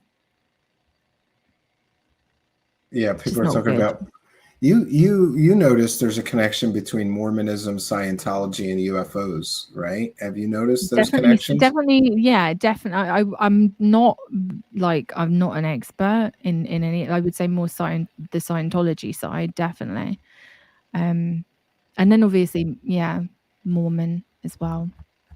Yeah, I think if you in the Mormon faith, when you die, you get your own planet. I don't know enough about Mormonism. That's like the one. Yeah, you get your own planet. You get your own like Eden-like planet. I think. I mean, I have to read up again on it, but yeah. I don't want to comment on unless I know for sure. I will. You know, I always say though, like when people, I do have a few friends that are Mormon, and they truly believe that, and so I try to respect their beliefs. And one time, one of our mutual friends, between a friend of mine that's Mormon and me, was like making fun of them, like, oh, they wear magic underwear and they get a planet when they die, and you know, it's so stupid. And I said, that's no more stupid than worshiping, you know, essentially a zombie. If you think about the rest of Christianity, this guy died, he came back to life, and now we worship him. That's just as crazy as wearing magic underwear or getting a planet when you die. But they sure have some sort of racist beliefs too, like. I think it was them that said like black people go to a different heaven or something. Yeah, like that. I know that there's a lot of there's a lot of that involved. Yeah. So you kind of followed this Stephen Greer whistleblowers. Do you get a sense that any of them have any real or verifiable information to share? Come on. Or are we getting just stories and nothing of value again? Come on. There's nothing. You've got a Montauk boy. You got another guy that saw an obelisk or whatever it was, saw a slab. A floating rock. Yeah, saw something a big like floating that. rock. Big floating rock. Yes. And then you've got Michael Herrera who saw something. I'm not saying that he didn't see anything, right? That this is the thing. He may well have seen something. Was it aliens? I doubt it. It was, what was it, alien craft? I doubt it. He might have seen something that was like, light years ahead of what most people know. Do I think that he stumbled upon a human trafficking operation powered by UFO technology? No, I don't. There's no, like, where's the proof? But Yeah, again, like, and he also made, you're right, he made a lot of assumptions. Like, we need to be very clear in that he didn't see any bodies, but they sold the story as human trafficking with UFOs. Yeah. And also, he didn't see aliens. He saw some strange craft he couldn't identify. It could very well have been a black budget project that is used for transporting big cases or something that we're just not aware of yet. Exactly. We don't know. But you know what my aliens and the story changed. Did you know? First he said it was drug trafficking. Then he said no, it was gun trafficking. Yep. And so then he said it was human trafficking. So his story has been clickbait sold under those three clickbait titles already. And he's only been here for a few weeks. He's been a public figure for like 3 weeks, and he's got three versions of the story. Don't you think the timing's interesting as well? Because, as soon as that Sound of Freedom movie comes out, suddenly it's human trafficking. Yeah, it's not the guns or the drugs anymore. It's human trafficking. And Ryan just got done selling the stories of, trying to clickbait garbage, peddle stories of human trafficking and stuff, which, by the way, I'm not discounting that happens, but I think a lot of the, let's just say, Q people go crazy and they see all these things that aren't really there. And I think that minimizes the suffering of real human trafficking victims. 100%. I haven't seen it yet. Is a total shitcoat, in my opinion. The whole thing. I haven't seen it yet. Look into the background of these people. Again, I'm not an expert. I'm not going to go into detail on it, but it's I haven't seen it. I'm going to see it and review it, though. I'm going to try to give it an honest, fair shake. But I was told by a friend of mine that if you just watch the movie, he said, if you just watch the movie, Stephen, you might find it interesting or compelling. But once you start digging into the characters involved with the movie, you're going to have a completely different opinion when you see some of the other stuff they believe. I was told I don't know if this is true, but I was told there's literal flat earthers in this too. They're also flat earthers besides being like adrenochrome and conspiracy people. Who knows, The thing I absolutely love about that whole movie thing is like all the people that thought that their screenings were being sabotaged because like the aircon wasn't working, and they were like, look, they don't want us to see this film. Or like the fact that it got like they bought all of these tickets and they gave all the tickets away, basically trying to like push it further and further up. It's like, it's being censored. We're not allowed to see this film. It's not being censored. It's literally everywhere. And if you were, again, on that Sean Ryan show, they had the guy, Jim Caviezel on there. Mm-hmm. That guy, my God. That's in the bit where he talks about adrenochrome. And he says, it's real. That's what this is being used for. They're killing children to take I'm going to go find a clip of that guy. So when I do my review, I have some sort of, like wackadoo reference point, It's nuts. And it's all like, I don't know, it's like the guy literally thinks that he's Jesus. I think he's obviously he was in Passion of the Christ, right? But he's like literally referring to himself as Jesus. They're supposed to make a new Passion of the Christ that's going to be when Jesus resurrected himself, and that guy's starring. That was a huge movie, and it was very controversial. And I can't remember, but I think there was some kind of scene in there that Christians objected to of him fantasizing about Mary Magdalene. I think it's been years, but that was. I try to sit through that movie, and I can't because I think it's in Aramaic or Latin or something. It's not in English, right? Or is it? I don't remember. Somebody just commented, Caviezel is all in on the Turin shroud. Never go full shroud. Well, I got to say, there is some interesting strangeness of the shroud. And maybe you ever look into it, you can come here and we'll talk about it. If it is fake, whoever faked it was a genius, because there are like pollen spores on it from plants that could only come from Jerusalem, There's a lot of weird things with that shroud. But when you get to the carbon dating, the whole thing falls apart as a fake. It can't be from the time of Christ, so who cares? But they come up with some kind of, it's just like UFO people. They do mental gymnastics. They come up with some kind of excuse. Oh no, that was a patch replaced part that was put in after the fire that they carbon dated, not a piece of the original shroud. And it's really weird. There's it's in the Montauk project as well, isn't it? That they weren't they gonna like wrap Duncan Cameron in the shroud, and then he'd be proclaimed as the second coming of Christ, a la Project Bluebeam. That's some freeze. No. Jay Williams, I don't think that they did. No, they never debunked. The carbon dating was correct, but then they said that they got that piece from a patched piece, not from the original shroud. You've been or that the carbon dating could have been off.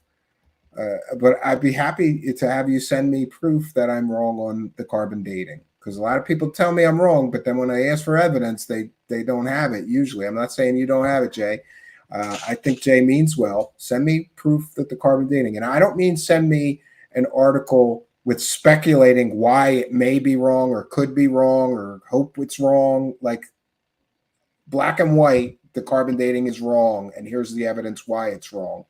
Well, someone else just put carbon dating itself has been proven to be inaccurate. So the mystery continues. Well, it's not an exact science. It could be plus or minus 50 or 100 years, maybe, I would think, in some cases, but it's only accurate up to 10,000 years. But we only need to go back 2,000 years, so I think they should do it. And also, I don't know what you know, Emily, about Catholic relics.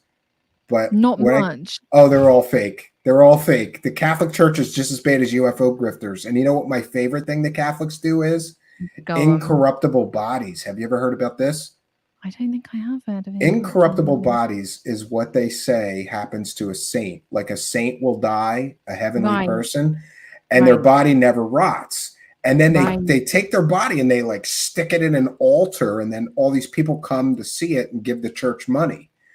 But I really dug into that, and it's all fake. They put wax faces right on top of like a skeleton, and then they still somehow say he's a saint. That's an incorruptible body, and it's a wax face. There's one right in Philadelphia. It's called St. John Newman Cathedral, and there's a guy's body in the middle of the altar, inside a glass case, and it looks like a perfectly pristine sleeping person, but it's a wax fake head and wax fake hands on top of a skeleton.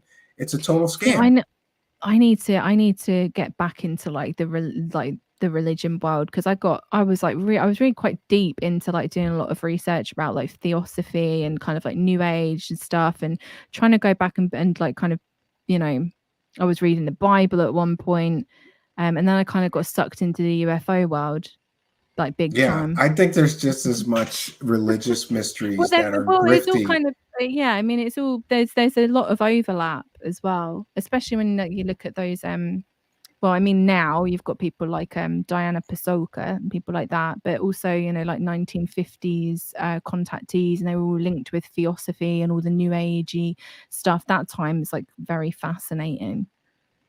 Like the birth of the UFO world. Yeah, Sandra is saying Passion of the Christ is a very heavy movie and almost killed Caviezel. As I recall, the guy did an incredible job as an actor on that movie. I'll give him that. The guy did a great job on that movie. That's what he's. I mean, I haven't seen it, so I'm not going to pass judgment. It's really, from what I remember, it's really like brutal. Like the torture scenes, they show everything. They show. I've heard that it is. I think that he's a nut. So, you know. Yeah. So I don't know if you're aware. I think you are, that we're supposed to get disclosure in 2 more days. I'm so excited. And I wanted to know, because we haven't talked about this either on or off air. I wanted to get your sense of the disclosure hysteria. This guy, David Grush, and what you read on him is, and these hearings, which are in 2 days, where everybody's telling us that we're going to get proof of non-human intelligence and where the bodies are buried or whatever. What do you think of this whole hysteria that's been going on since Grush came out? I feel like it's kind of embarrassing, kind of sad that people just don't learn lessons from history. Like I feel like me and you know that this is going to be nothing, right? It's going to be a bunch of people. I am, I am managing expectations. Part of me thinks, history is the greatest teacher. So we did this whole thing, like the history of UFO whistleblowers. It was like 6 hours long, telling you about all these UFO whistleblowers that were called that, made all kinds of promises. They never delivered on the actual goods or the evidence. Yeah. So if history is the greatest teacher, this guy should be like no other. But everybody keeps telling me, oh no, Stephen, this time is going to be different. This time is going to be different. Deal. But he hasn't seen anything. He's heard things from other people. He heard some stories from people like Hal Puthoff, Eric Davis, Gary Nolan, and Lou Elizondo. Isn't that funny? It's always the same characters. Yeah. And it's the same people that want to kind of perpetuate. I've got so many different opinions about this, but like they want to keep, people believing because that, that's their whole life. But like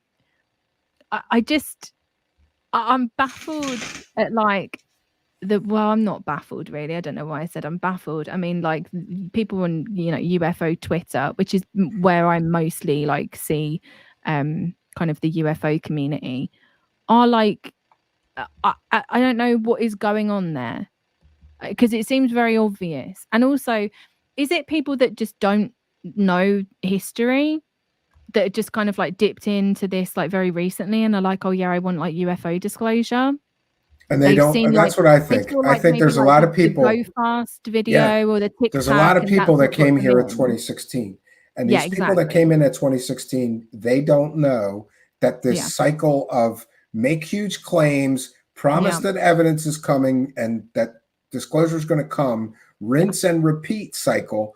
I've been at this for so many decades now that like I have seen so many of these UFO messiahs or UFO whistleblowers come and go that were supposed to bring us disclosure. And people pretend, like people are saying stupid things. Even Ross Coulthard, this is the first time such a high-ranking government official has come forward. Oh my God. No, Philip Corso was even higher rated ranking and classifications, I believe, than this Dave Grush was. He worked for the Foreign Technology Division of the military, where they actually study anything that's not U.S. tech that they recover. So, for people to say this is going to be different because nobody this high ranking has ever come forward is completely and totally false.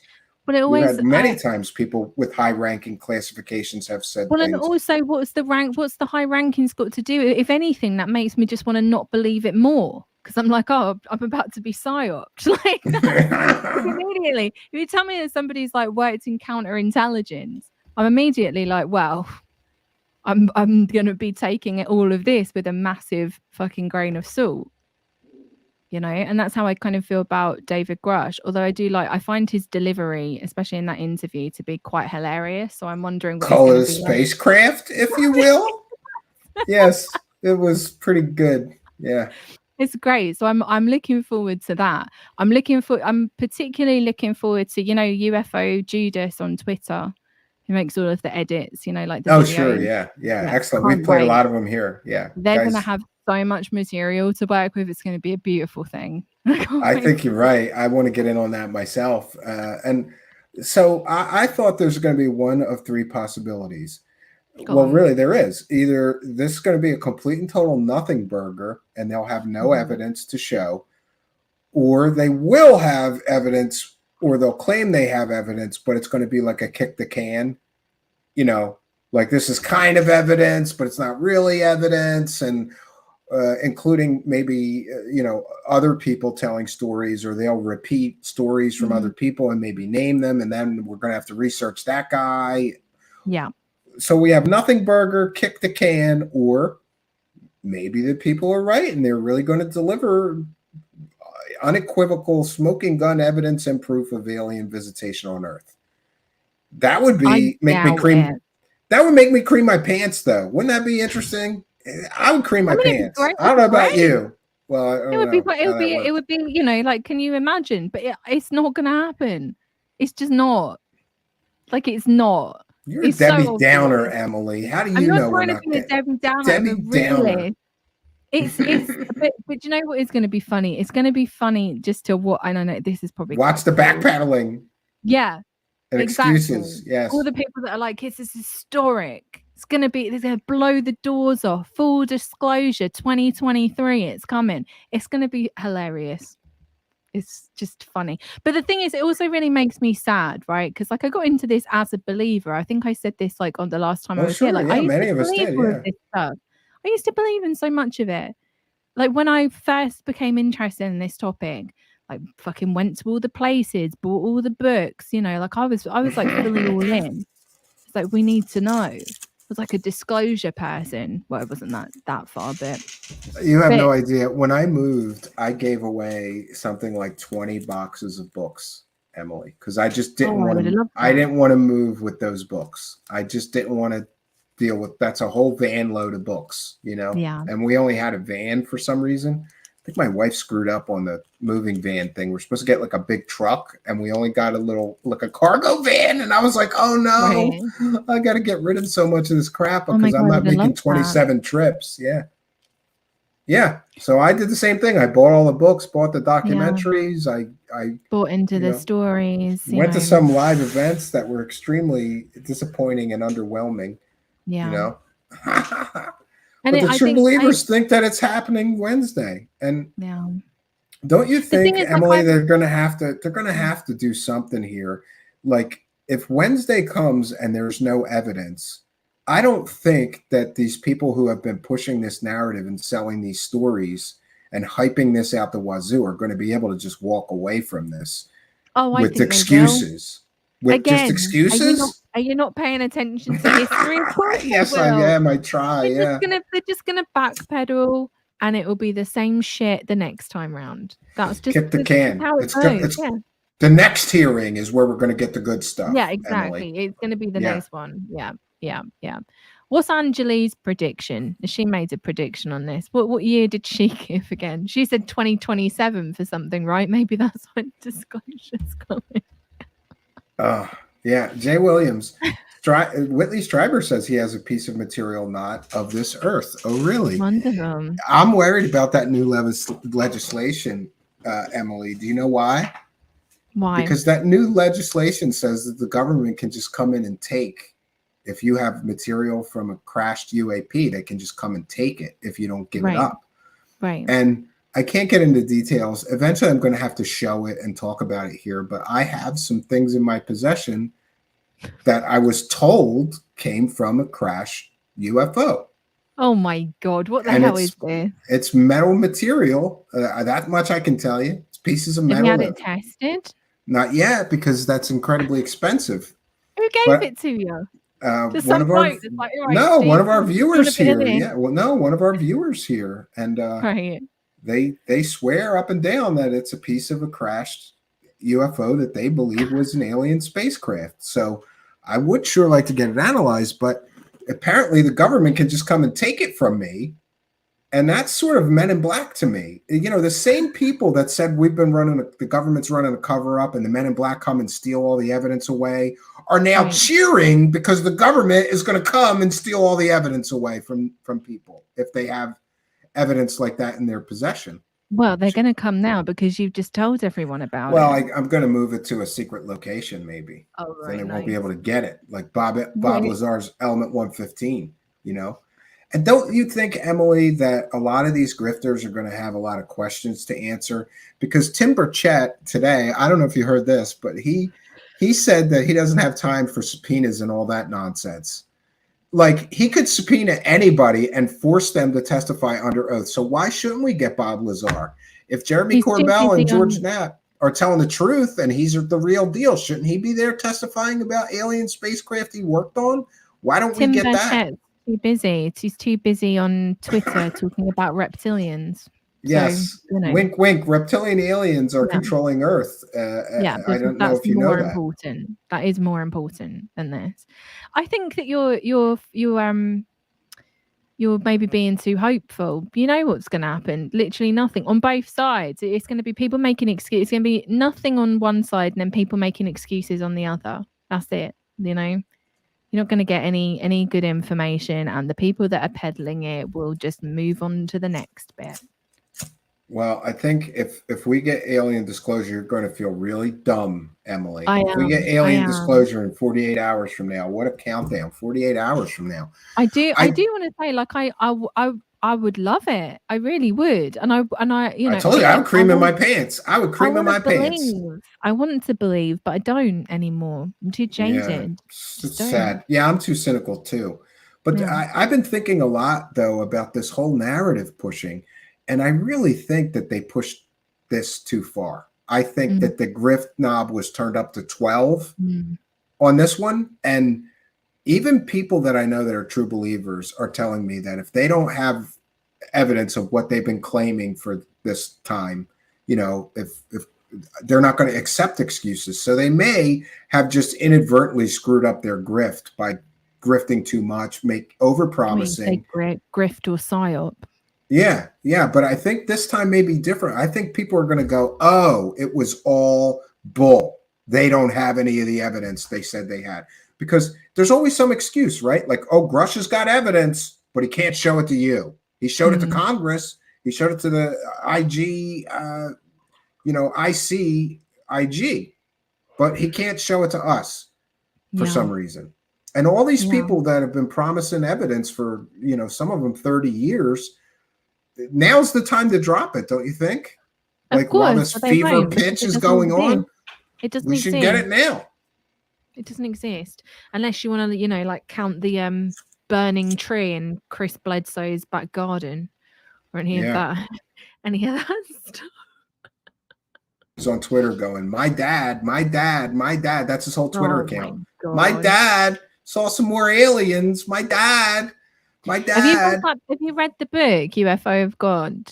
No, I refuse to give them any money, but I do know I am so adamant that I won't give them any money. But I did find a local friend who bought the book already, and he's going to loan it to me. So I will read it, but I don't want to put any more money in their pocket by buying another copy. Yeah. Can you tell us, give us a preview of your next video? By the way, just to make sure that people know, Emily's YouTube channel and her latest video is in the description of the video. So make sure you check that out. Can you give us a preview of the next video you're going to drop, which it's going to be on Dulce? And boy, that's got to be a long video, doesn't it? No, actually, because I've cut it up into parts. So this first bit is about the first video on Dulce is about the cattle mutilations, obviously, and it comes out on Thursday, and it's split up into two parts. So it's like half an hour long this week and then half an hour long the next week, and it's all about the original cattle mutilations that happened at the Gomez Ranch in Dulce, all of the different theories. And it kind of covers that period from 1976 up until 1980, which is when Paul Benowitz began to get involved with the whole operation. Cosmic Judas is here in the live chat. Oh, my favorite Twitter account. He says Chris Bledsoe is our last hope. Yeah, that's one of my favorites too. And Cosmic Judas, I know that it's funnier and you do because it's funnier. But I wish you would stop using copyrighted music in some of your videos so I could play more of them. But, because he does some funny stuff where he plays like Highway to the Danger Zone and the grifters are all getting their stuff together to go on a mission. My favorite Twitter account. Oh, it is so funny. If you haven't already, please check out Cosmic Judas on Twitter. You'll be glad that you did. So what about after Dulce? Do you have some plans for after Dulce, or you haven't that far ahead? This is all. So the Snippy video was like the first in a series, right? Because I think the last time I came on here, I was saying that I was going to do a video on Majestic 12. Well, I kind of realized that if I was going to do that any justice, it would be about 15 hours long. So I decided to break everything to do with 1980s ufology into separate videos. So Dulce, the origins of the Dulce conspiracy is the next one. Then it's going to be Judy Doherty and the cattle abduction case. Then there's a couple of other ones that are kind of like the beginning of the Majestic 12 hoax. Got a lot of interesting interviews in there, including one with the dreaded Rick Doty, which was a fun experience. I interviewed him one time, and one time he jumped on too. And really? Oh, yeah. And a lot of people don't know about him. One of the things that I think is very interesting about that guy, despite what crap I think he's full of, because now he's on Gaia TV talking about reptilian aliens and ancient aliens and all this stuff. But what a lot of people don't know is there is verifiably, a UFO file within the United States government somewhere. And what people don't know about Richard Dodie, which is interesting, is that he and his family have been in on the UFO file for the United States government generationally. Oh, His father, his uncle, and him have all been involved with the UFO file for the United States government. I just think that's interesting. Very and the whole reason that I actually interviewed him was just to verify, because a few different sources told me that, but I couldn't find verification of it. And so I wanted to see what he would say. And he verified, oh yeah, my uncle worked for Blue Book and my father worked in another capacity for the Air Force doing X, Y, or Z. I thought that was bizarro land, you know? Yeah, and it's X Twitter now. It's no longer UFO Twitter. As of today, it's UFO X, I guess. Which is better for UFO folks. Like, we like that X steganography. Rick Doty said to me that I would never make it in intelligence, which I think is just like to me, that feels like a badge of honor. I mean, like, wear that really with pride. Oh, really? Why? Why would you never make it in intelligence? Because apparently I had too much empathy because I kept asking him whether he felt bad about what he did to Benowitz. Yeah, I asked him that too. Yeah. He was kind of like, well, hindsight is 2020, and he couldn't comprehend like the question well. I had to rephrase it a few times, like, well, why didn't you guys just tell him? He's a patriotic guy. Just pull him into your confidence and say, look, it's drones, but you can't tell anybody or something, instead of driving him crazy with alien stories for 3 years or however long it was. Do you not think, though, that I have to try and figure out how to phrase this, because I don't like using the word fool guy, because he's not a fool guy, but he's become like a very convenient face. So like people kind of direct a lot of like anger or vitriol towards him, vitriol towards him, which is very much deserved. But what I mean is that everybody looks at Rick Doty and nobody knows the many other people that were involved. What people don't know is there was 12 other agents besides him that were infiltrating the UFO community, keeping notes, keeping tabs on people, reporting back to the government what people were talking about. He's just the person that was, I don't want to say dumb enough, but he became public with what happened. And then the Benowitz story got which out. I think was also all part of the thing. Again, you get everybody to look at Rick Doty.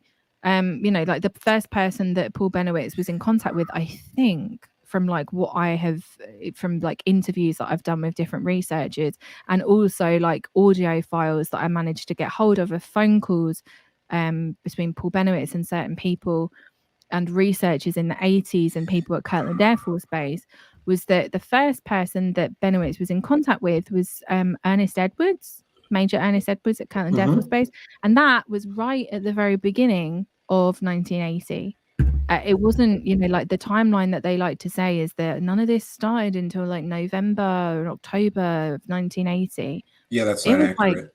It was really going at the beginning of at the 80s. Yeah, and you gotta think that he's having experiences and seeing things for a while before he calls the Air Force and starts making public reports. Yeah, so. Well, and then one of the theories that comes from Christian Lambright, who's a really great researcher. He wrote a book called X Descending, which is a really good book on Benowitz and another case. And his kind of theory was that, how do I phrase this? So Paul Benowitz at the beginning, when he contacted the Air Force and was in contact with Ernest Edwards, that they were kind of like, kept him under control, but he started to really kind of go out and start writing letters to a lot of people, writing to a lot of senators, but like different politicians, all of that. Yeah. And that's when everything started to ramp up, because he was kind of like, as you say, like going off the pasture a little bit. But again, like there's so much of that. And also because of that, timeline difference. So like in different books, you'll read that Dodie wasn't involved until November 1980. Or November 1980 was when Paul came to Kirtland Air Force Base to present what he had seen. Considering the fact that it actually started months and months earlier at the beginning of 1980, it puts a very important event that happened in that whole thing, which is the Myrna Hansen abduction case, where she claimed to have been abducted and, taken to the underground bases, and Leo Sprinkle was involved, and Paul Benowitz and Leo Sprinkle were hypnotically regressing her in the back of Paul Benowitz's car with the tinfoil window. This is such a crazy story.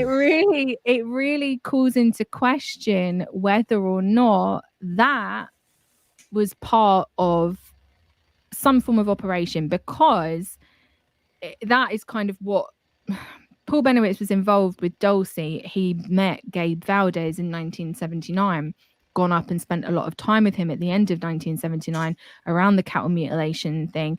Like his interest was up there. He was really interested in that area. And then you've got Myrna Hansen coming along, has experienced an abduction, and suddenly there's an underground base at Dulce. And then you've got Rick Dodie. And I wanted to know if you knew. Going, let's push him further up to Dulce. Yeah. And it's interesting as well, because I don't know if you know it, but like one of the reasons that I think Dodie is fascinating is because I can't prove it, but I really think that Dodie gets some sort of sick, perverse thrill out of fooling UFO people with fake stories. He basically expressed that to me when it came to Linda Moulton Hale. Like he was like giddy, like a school kid, like, oh, she would fall for anything. I would just give her increasingly more bizarre stuff, and she believed everything I sent her. And he was like smiling and happy, like that he fooled her. And so much UFO mythology comes directly from Richard Dodie, Serpo, MJ-12. EBEs came from him. So much of this stuff, and I think he makes this stuff or hoaxes stuff, and then he puts it out, and he sees what people believe of it, and then he gets a perverse thrill from sitting back and watching it. Yeah, definitely. Yeah, it's a really interesting era. So I wanted to cover it in a lot of detail, so there's a lot of episodes. I'm also planning to revisit Montauk. I'm trying to, because like August 12th is Montauk Day, right? So it's like oh no, because the portal 1983, August 12th 1983, right? That's when the whole thing happened. When is it supposed to open back up? Junior, the Beast, and all the shit. Beast, the big interdimensional monster. We're now 40 years later. Do you not know what James Rink's up to? James Rink is in Montauk on August 12th. He's got himself an Airbnb. He's got about 15 people staying with him, all the Montauk survivors. They're having a party. Oh man, I gotta get invited to that shit. What are the chances of that? They're going out drone watching. They've got a whole thing. Look it up. I can drive there in 2 hours. I want to get in on this. Funny. I want to get in. So funny. While you're looking that up, I want to thank our kind and generous benefactors. Jay Williams, the kind and generous $5, says these beings are interdimensional, spiritual. They can transcend a physical camera. I've heard that, Jay Williams. And the amazing Mystico with a kind and generous $5 says all will be answered on Wednesday. Praise the cash. And Spooky says SSB documentary collaboration when? I think that's addressed to you. Is that a me and you SSP documentary collaboration? Yeah, maybe, or maybe you and Spooky. I don't know. I mean, I do it. Yeah, and if you need help or somebody to interview for the MJ-12 or Richard Dodie parts, I'm intimately familiar with a lot of that stuff, and I know a lot of the minutia about the MJ-12 documents that often. People generally, when they cover that, they scratch the surface, but they don't get into the real minute details of the proofs that I think that stuff came from Dodie. Zizix with a kind of generous $5 says, how meanie cows the government trades for alien technologies. Well, that's what we've heard, and we want to thank all of you guys for your kindness, your generosity, and support, and for helping us to praise the cash. Praise the cash. I just sent you the link. James Rink Montauk Adventure Getaway. Oh man, and I wonder how much this costs. It's got to be a paid event, right? Like you got to pay to Oh go, yeah, right? yeah, $1,000. Oh, did you send it in the private chat? Yeah. Oh yeah, you did. Okay, let me see if I can get to it. This is good. I did not know. Oh God, this is going to be good. I did not know about this. Did you know that he makes TikTok dance videos too? Oh, bless him. Oh my God, they are so cringe. I'm going to I make a bet they montage are. of them and I'm going to post them on my channel and just call it like wackadoo dance and have him dancing in my videos. It is ridiculous, ridiculous bad. Oh, 1 second here. Let's get to this. So Emily found this. This, for those that don't know, James Rink is the man who runs Super Soldier Talk, and all of his information is garbage peddled nonsense. First house is sold out. We have 7 spots available for the second home for $1,000 each. Wow, he's already sold out one. I know. There's a lot of Montauk survivors. Coordinating a small group of people around the Camp Hero area. We may have a special bonus psychic guest who will provide her insight on the tour.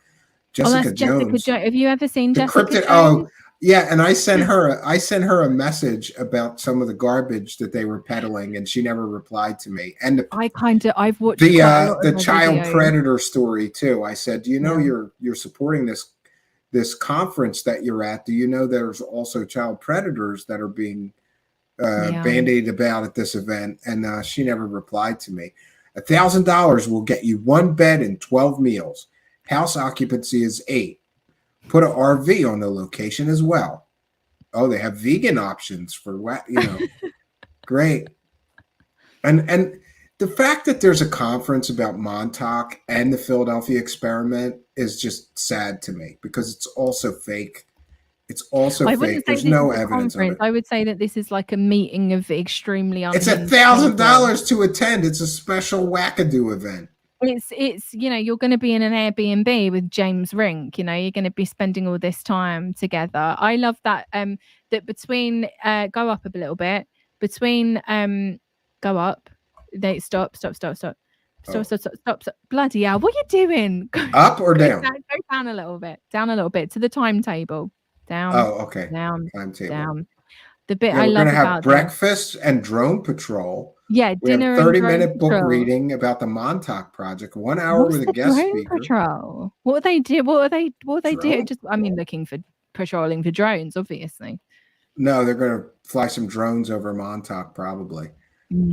Walking Dunes Trail, the Sea Hall Trail, Lighthouse walk around the Turtle Cove, and a Camp Hero tour.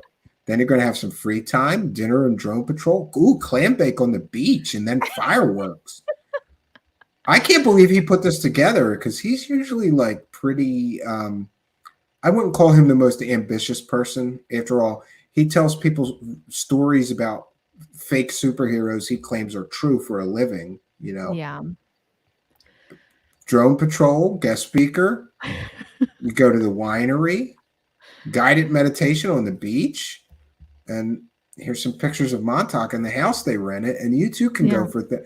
Just for giggles, Emily Louise, I'm going to send them an email and request a press pass to cover this event. Because I can drive there in 2 hours. I really can.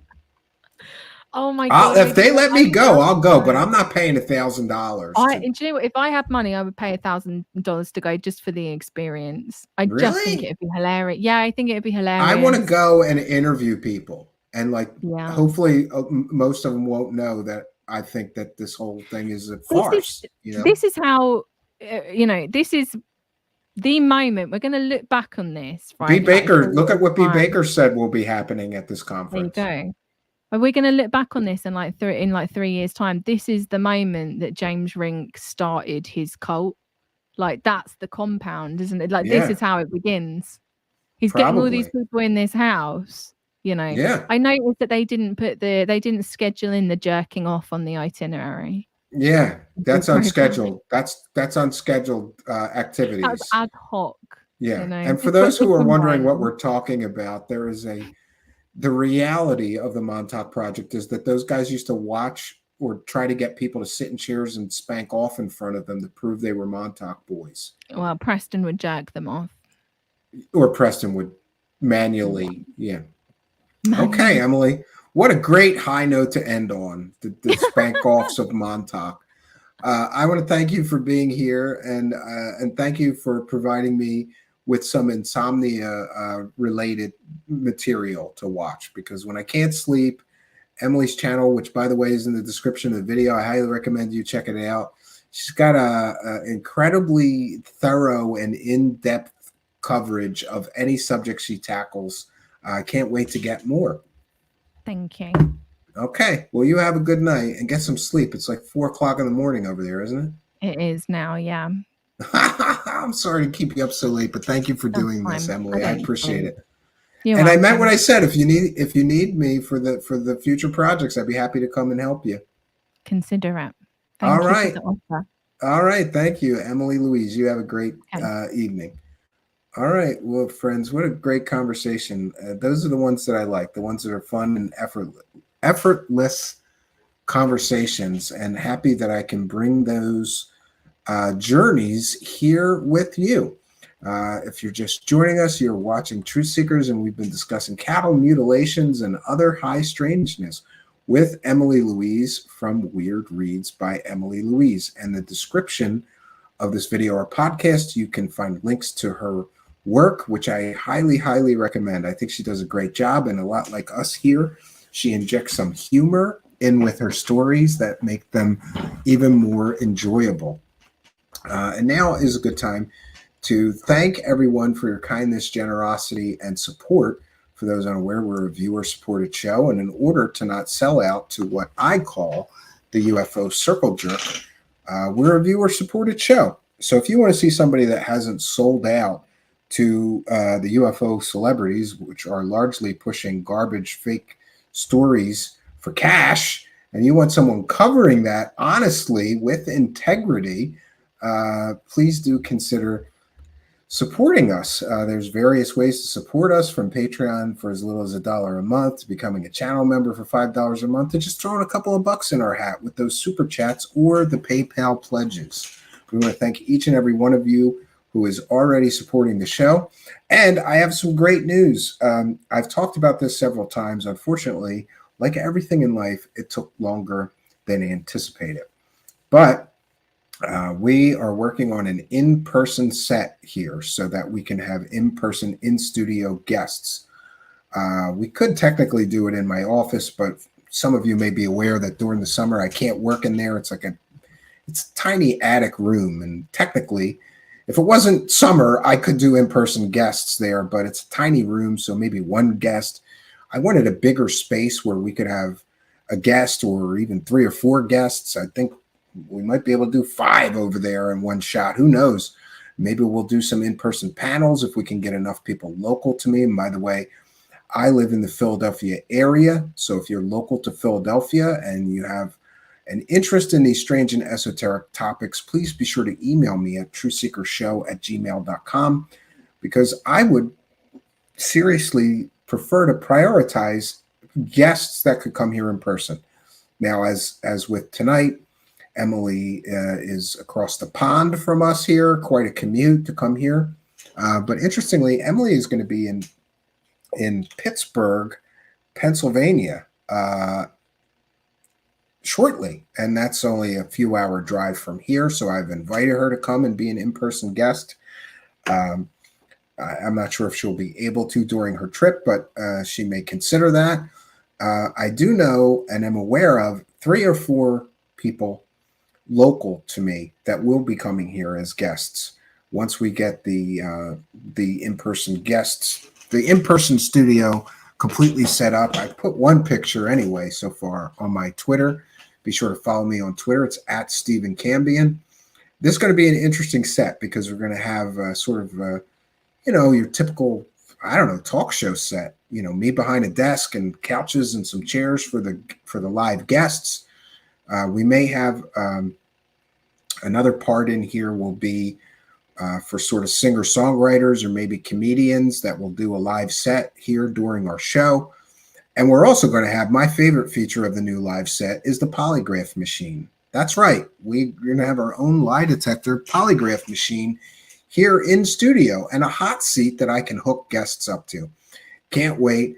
I will be posting more pictures of the set as it's being developed here. I'm hopeful we'll have it done this week, and maybe next week we'll do our first show with live in-person studio guests.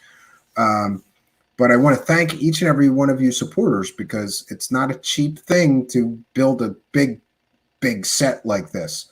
And all of this is being done through the kindness, generosity, and support of you kind and generous benefactors. Remember, we're a viewer-supported show. Everything that comes in for the show goes back into the show or stays in the till until needed. Just to be clear, I have other income. I do not use the show's income for my personal expenses, my family's expenses, medical expenses, food expenses, none of that. The income from our show is solely for the show. And takes care of things like software or backdrops or lighting or whatever it is that we need here. There are kind and generous people all over the world who are helping us to continue this journey. And you have all given me an attitude of gratitude. I can't thank you enough. But here is Ian, the man with the golden voice, to let you know how we can help. I'll be back in just a few minutes to answer comments and questions from the live chat. So please get those ready. Put them in all capital letters. That lets me know that you want me to answer your question or share your comment on screen. The show is not over. We'll be right back with comments and questions from the live chat, friends.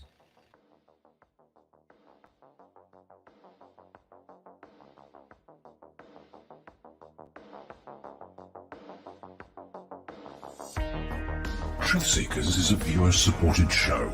Wonderful people like you who enjoy this show send pledges in the form of super chats, super stickers, super thanks, PayPal, or Cash App.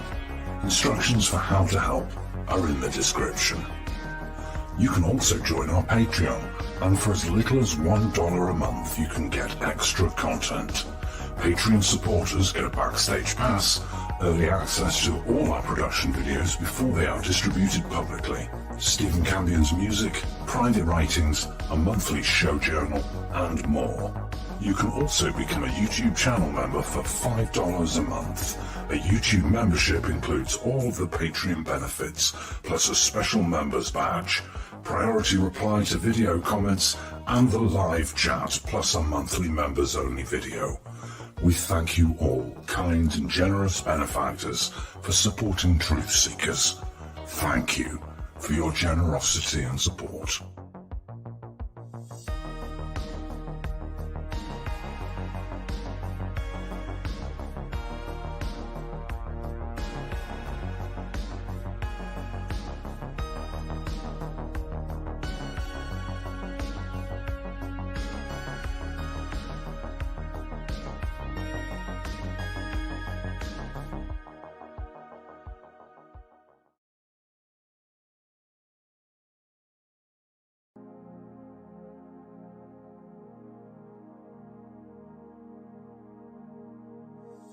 Truthseekers is a viewer-supported show.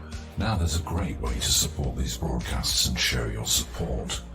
Please be sure and check out our merchandise store. Links to our 2 merchandise online stores are in the links to this video or podcast.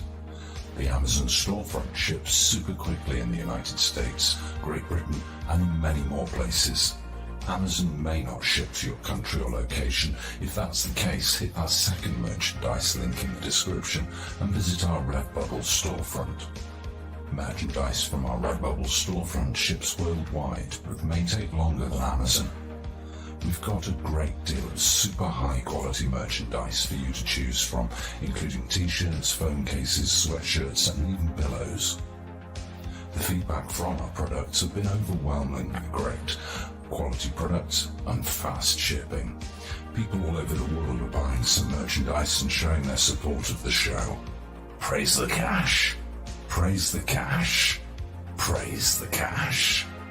We thank you all, kind and generous benefactors who are buying some merchandise and helping us to continue this journey.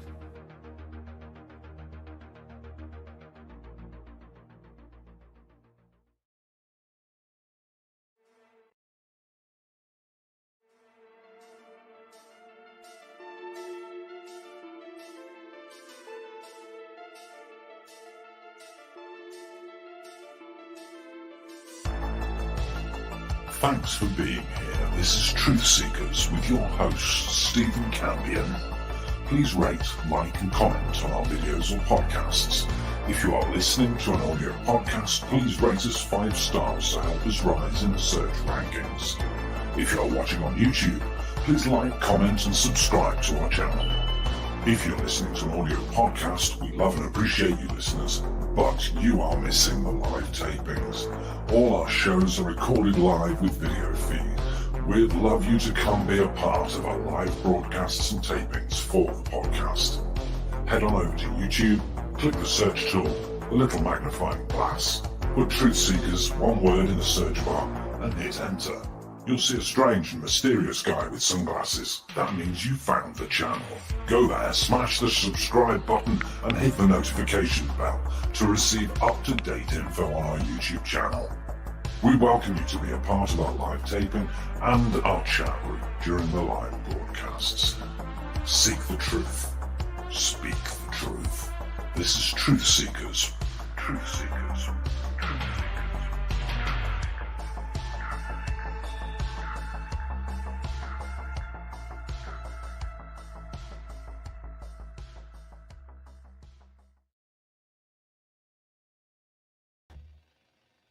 And there we go. We are back. And we want to thank each and every one of you who has been a contributor of the show.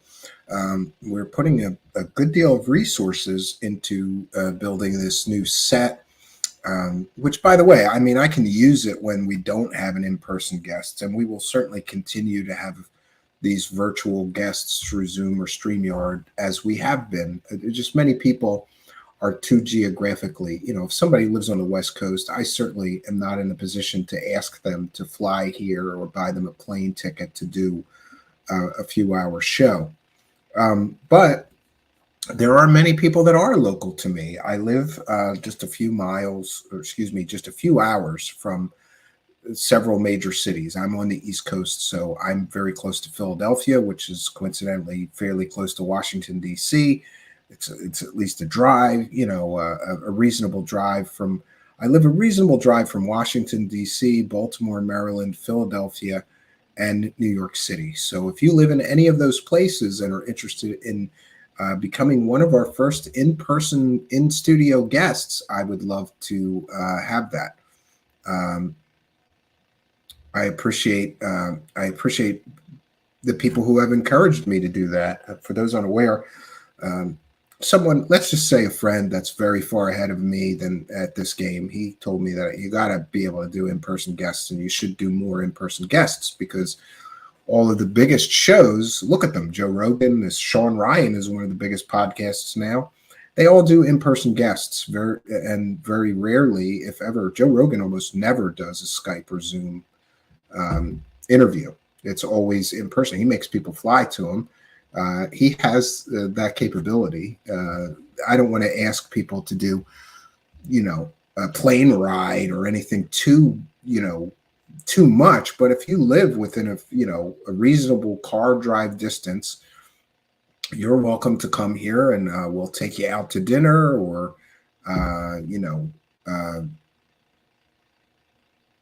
we'll make you feel welcome in any way that we can. I would appreciate anybody reach out to me if you are in any of those cities and would like to be an in-person guest for a little while anyway. Once we get this set rolling, I'm going to prioritize. We don't do, sometimes I do the show by myself for the whole week or even for a few weeks at a time in between guests, but we're going to really prioritize and try to get as many in-person studio guests here as we can. And if you are one of those people that lives within a reasonable drive or distance from Philadelphia, please do email me at truthseekershow@gmail.com. We also may be bringing someone in to help with booking the guests. More details on that as I get increasingly more busy and we have people willing to help. I have a hard time asking for help, like a lot of people. Or even a hard time. It would be more accurate to say, even when I have a lot of people willing to help, I have a hard time accepting help. I feel like this is my responsibility. I shouldn't, expect or ask other people to help. But we have people here willing to help. I'm going to try to let my guard down a little bit and accept the help being offered, because as the show continues to grow, things are becoming too much for me to handle. It's becoming just mission impossible. Every week I have to book the guests, I have to do some music for the show, or I have to do research for a topic that we're covering, or I have to interview people, or I have to build a set. And this one-man army approach has gotten us this far. But lately I've been thinking that if I just let my guard down and we create something I'm going to call Team Truthseekers, which will be me and other people that are very talented. There's some incredibly talented and wonderful individuals offering their help and assistance. And I'm going to start letting my guard down and take it. Wusha says, pizza at the cabin. Well, that's a few hours away from here, but if I always tell people, I've had several of the listeners here, viewers, have come to the cabin. If you're within a reasonable drive from there, the one thing that I ask is that I have my children there sometimes, so I can't have people that are going to be doing hard drugs or falling down drinking. If you're that much of a party person, that's not the place for you. But if you're reasonable with that kind of thing, that's my only request. I can't have people doing hard drugs or things like that around my children. So that's what I ask. If you become a guest at the cabin, here at the studio, same thing. I would appreciate that if you have issues like that, you don't come here, because my family is here. I'm sure people understand. So questions or comments for me, please put them in all capital letters. I hear that. Someone who should not be named being named.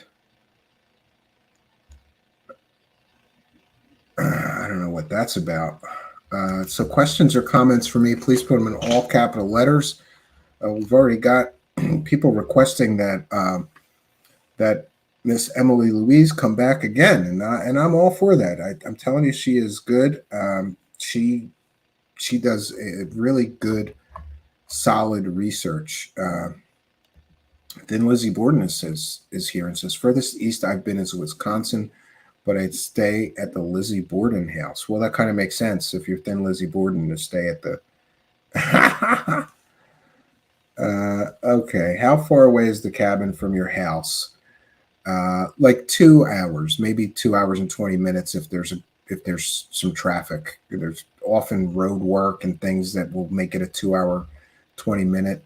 I like to have 3 albums to listen to, 3 full-length music albums, and usually older albums, because they tend to be a little bit longer. You remember back when people had a attention span where they could just listen to music for an hour. And with that said, things have so rapidly changed. I was remembering when I was younger, and I would sit and just listen to music for 4 hours at a shot. Not do anything else, just sit and listen to great music, great albums. Nobody does that anymore. I do it on my cabin drives now. I either listen to ebooks, or I listen to podcasts, or I try to pick 3 or 4 albums that I'd really like to listen to, and I listen to the whole album from beginning to end. None of this just get the single stuff, I'm a big fan of when people used to make great albums of music. Seems to be sort of a forgotten art form. And if you like that sort of thing, you can check out our music here. I'm going to be doing a playlist. I keep forgetting that. The Sixth Sense is here. It hasn't been here in a long time. Everybody thought you were dead, The Sixth Sense. And I don't even remember why The Sixth Sense left. It was some kind of blow up over something somebody was posting in the Discord. And I don't know. Glad to see you, though. Welcome, The Sixth Sense. Ebooks are better, says Chuck Bam. Yeah, I feel like that's the best way to fit in, so I'm still technically, if you could get through an ebook, a short ebook, you could probably get through in that two hours or 2.5 hour drive. Not War and Peace, but, a reasonable book. If I listen to the ebooks, I feel like I could still get in the learning or knowledge of 2 books a week because I'm up and back. So that's 5 hours I have to listen to stuff. Wusha, tell us your UFO experience. It's not much of a story. I saw something that was unexplained, elliptical, had no sound. I only saw it for a few minutes. It changed my life. And I know a lot of times people kind of pump me for more details. There's not many details. I was in the forest, saw this strange thing. There was animals coming at me in the forest, running away from it. A strange metallic circular object, no sound. I felt electricity in the air. I smelled something strange, which I would later find out in a high school chemistry class, because my experience happened when I was 10 years old. But I would later find out that the strange smell that was filling the air was ozone. So was it an electrically powered craft? Who knows? But I could feel the electricity in the air. That's the story. I could tell it in 2 minutes. A lot of people want me to expand on it. There's nothing to expand. And I have said in the past, Wusha, and I still stand by this, I would prefer to keep my personal experience mostly personal, because that's all there is to it. There's no, I don't have incredible tales of space adventures or time travel or aliens, communication. I just saw a strange thing in the sky that I couldn't explain. In my younger years, Wusha, I truly believe that I saw an alien spacecraft. But later, the more I have gone down every rabbit hole in UFO land, the more that I believe that what I saw was some sort of electrogravitic or electrically powered experimental aircraft. After all, my sighting occurred just literally 2 or 3 miles in the woods right around McGuire Air Force Base, specifically in the woods right around the landing, the landing where all the planes land. The landing strips. They have multiple of them at McGuire Air Force Base. So I had my experience right next to an Air Force base. Now, what's interesting is that the McGuire Air Force Base is a logistical base, mostly. They don't have anything really exotic there. Mostly, they did things like during the Gulf War and Afghanistan War, they fly supplies with a lot of cargo planes. Very kind of boring of a base. Even growing up, they didn't even have a lot of jets. They had F-4 Phantoms as trainers.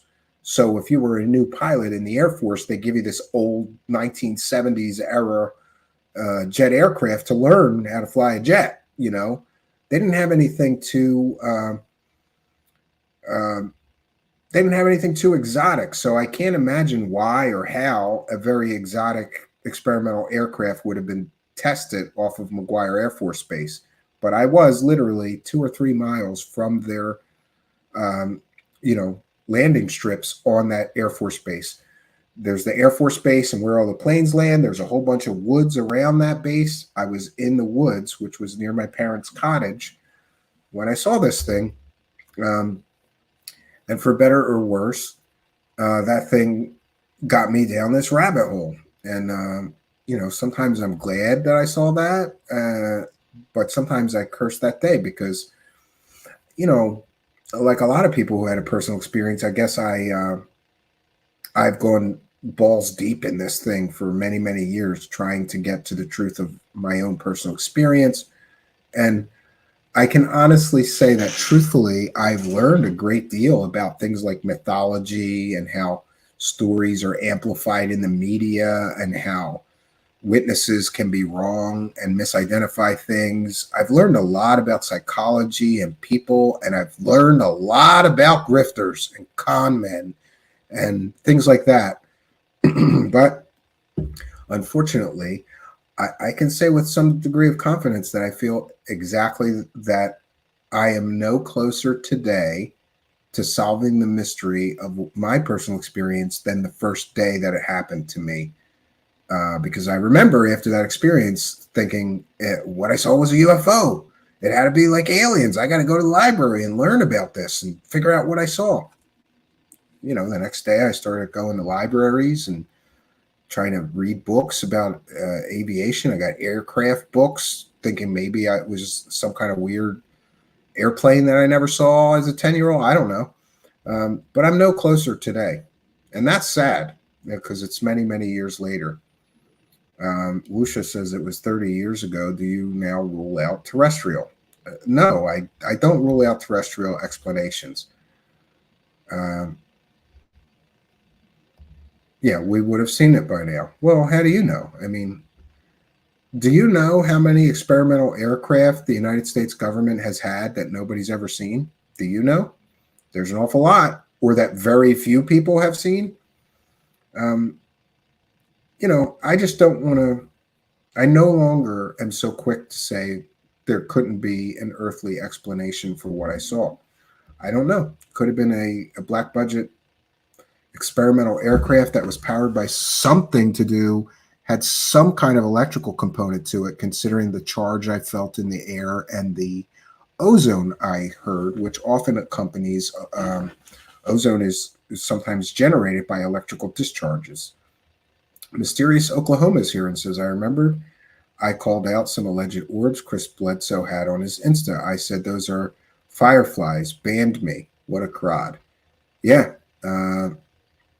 Chuck Bam says, I never told you, but I'm an indigo child. Al Warrior is here, and thank you for being a member, and thank you as well, Chuck Bam, for being a longtime show supporter. Al Warrior is here and says, good evening. Thank you for being a member, longtime show supporter. Al Warrior has been here almost as long as Sixth Sense, or maybe about the same time. Look, Al Warrior's Sixth Sense isn't dead. I hate to be crass, but Sixth Sense kind of left in a huff, and nobody's heard or seen him in many, many moons. So every once in a while, somebody asks me about him, and I say, I don't know what happened. I don't know where he is. I don't know what happened to him. Yeah.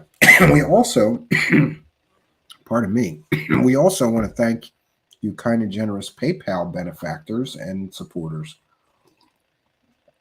For those unaware, if you're going to send especially a large pledge, it's a good idea to use PayPal, because YouTube takes 30%. PayPal takes just a tiny portion of that. Kind and generous PayPal pledge from Mikey, all the way from the United Kingdom. Kind and generous $250 pledge by PayPal. No message, but we thank you for your kindness, generosity, and your support. It means a lot to me. And we want to thank Mr. Fish. And his message is simply, modernity has failed us. I guess he means modern society has failed us. I don't know. He says modernity has failed us. But we thank him for his kindness, generosity, and support. And for those unaware, you can send support by PayPal. Just be sure to add a note and give us your chat room user ID and anything you want us to shout out. The Sixth Sense says, all is good. Yeah, well, we know you're not dead. Thanks for letting us know sooner. I did get a lot of messages for a while. Then they kind of dropped off, But in any case, I'm sorry that you felt the need to be gone for so long, and I'm happy to see to see you here and to know that you are alive and well. Amy Collins, Stephen, what are your favorite old albums? Well, I like a lot of strange albums that are before my time, mostly because I missed them all, Like when I grew up, we were listening to heavy metal, then grunge, and then alternative. So I missed a lot of like early rock, pioneering rock, and early sort of, synth rock and stuff like that. Lately, some of my favorite albums have been Peter Gabriel Melt is one of my favorite older albums. I can't say enough good things about Peter Gabriel. I just think that his delivery was so far ahead of its time with some of the synthesizers he used and things that he put together. I just am in awe that he was able to do that without computers, because back then they didn't have them, he recorded that stuff on tape machines with MIDI synthesizers and stuff like that. And also lately, I've been listening to a lot of David Bowie, things like Low, Diamond Dogs, Heroes, because I missed The Man Who Sold the World. I missed most of David Bowie. I was fortunate to get to see David Bowie when David Bowie and Nine Inch Nails toured together. But what was sad for me is watching all the young people who really came to see Nine Inch Nails, and some of which didn't even know who David Bowie was, leave. Like Nine Inch Nails played first, and then half of the stadium emptied out. And I was sitting there going, these people are walking out on a living legend singer-songwriter of music. This is crazy. And I was a huge Nine Inch Nails fan, but David Bowie's show was better. And, at that point, I think Nine Inch Nails only had 3 albums, right? They had, 2 albums and 1 EP. They had Pretty Hate Machine, The Downward Spiral, and The Broken EP. So, they didn't have much material. David Bowie had a lifetime of material. He did just as good. Other old albums, I don't know. I like a band called Heart that you might want to look up. There's an album, I think it's If Looks Could Kill. I'd have to look it up. It has the song If Looks Could Kill on it. Other old albums I like. I don't know. I like old Ozzy albums like Bark at the Moon and some of his earlier Blizzard of Oz and that kind of stuff. Lately, I've been on this kick, though, where I like to listen to every album an artist ever produced, but listen to them in chronological order. In other words, go to David Bowie and listen to his first album, then his second album, his third album, his fourth album, and just keep doing that until you've listened to the entire catalog.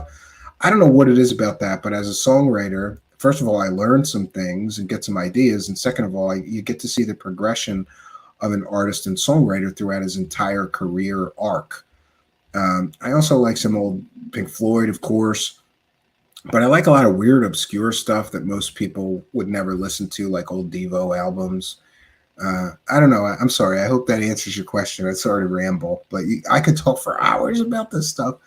Yes, I do mostly 90s skater punk and alternative grunge, says Bobby Broadway. And by the way, thank you for being a member. People feel free. I think everybody should put some of their favorite albums in the live chat, because if you're anything like me, you're always listening to new bands and new things to listen to. And that's one of the reasons I like old music that was before my time. Let me listen to an album from a rocker from the 60s, right? I like old Doors albums too, all of them. When that movie became popular, when I was a child, the Doors movie came out, I got really into the Doors. It was a heavy influence for my first band ever. Tin Lizzie Borden has a grunge tarot deck. Yeah. Oh, wow. Mr. Ian says, I just revisited the Beastie Boys from punk to punk. Yeah, that's pretty interesting. I don't know. My son likes the Beastie Boys, my 7-year-old. He listens to that song Sabotage, and he likes Intergalactic because of the robots in the video and stuff. He thinks those guys are awesome. It's a shame. They're pretty much no more. Isn't it 2 of the 3 of them have passed away, which is a tragedy. I'm always selfish when songwriters die, because I feel like, they probably had like at least 3 or 4 really great albums left in them, and they didn't get to record them before they passed away. And that's a selfish thought, right? That's such a selfish. When Tom Petty died, I was really sad, because I also loved Tom Petty growing up. He was a little bit before my time, but not really. Some of that Last Dance with Mary Jane and stuff was when I was a young child, and was very popular when I was a young child. But anyway, when he died, the first thing I thought was, I hope that he just finished an album that he hasn't released yet or something.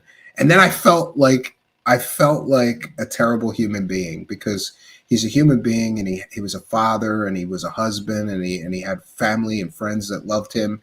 And my first thought when he died was selfish. Like, I hope we get another album. But then I thought about it, and if I kick the bucket and people are thinking, oh, I hope he has an unreleased album, I would be happy in whatever place I go to if I could know that people still wanted to hear or see more of my work even after I kick the bucket. That would make me happy.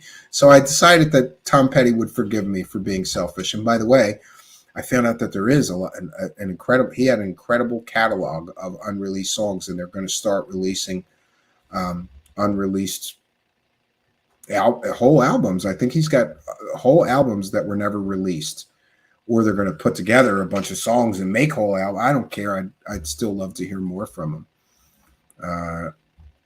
But thank you for the question. Oh no, Thin Lizzy Borden comes from the land of Prince.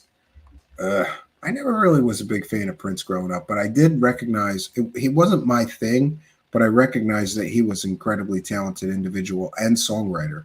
You know, think of some of the songs that he has done. A lot of people don't know, but isn't that song Nothing Compares to You? It's a Prince song, but Sinead O'Connor made it famous. And there's a lot of songs like that Prince wrote that you don't know Prince wrote it because somebody else took the song and made it theirs and made it famous.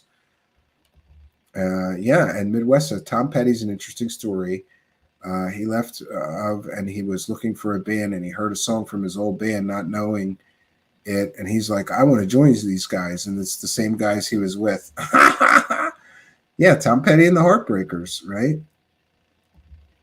I always wanted up Tom Petty had a deviated septum as a result of cocaine use. Yeah, I thought his thing was really weed, but who knows, right? Guys get into, it's a job hazard when you're a rock and roller to get into drugs, right? I do love metal punk like Strung Out. Yeah. Whoosh is calling Chuck an old hippie. Yeah. The Final Cut, Pink Floyd, and Phobia, Breaking Benjamin are two of my favorites. The song is called The Final Cut, Pink Floyd, and Phobia, Breaking Benjamin. Yeah, I like Breaking Benjamin. And lately I've been listening for some reason. Maybe it's just because it's been on the local rock radio station a lot in the cabin, which has better rock radio stations than the city, believe it or not. Shinedown. I've been hearing a lot of Shinedown, and I really like that guy as a song. I think he's a good songwriter. The Sixth Sense says he's totally all for metal, but I also love country. That's country and rap are the only two kinds of music that I'll change the station. That and trap, or like bad electronic music or bad pop music. Even the true classical piano greats, probably some of the most educational music overall. Very well structured. The Cure of the Forest. Oh, that's a great old album. Yeah. Yeah. Growing up, I knew a lot of goth girls, so I listened to a lot of Cure and Depeche Mode, Mr. Ian. Like, usually you'd go over to this girl's house, and one of three things would be playing on her stereo. 9 Inch Nails, or four, I guess. 9 Inch Nails, Marilyn Manson, The Cure, or Depeche Mode, right? And then I learned, like, oh, if you got a goth girl coming over, make sure you have that kind of music playing. It'll go better for you, right? All these kids on here can't imagine what good times those were. Yeah.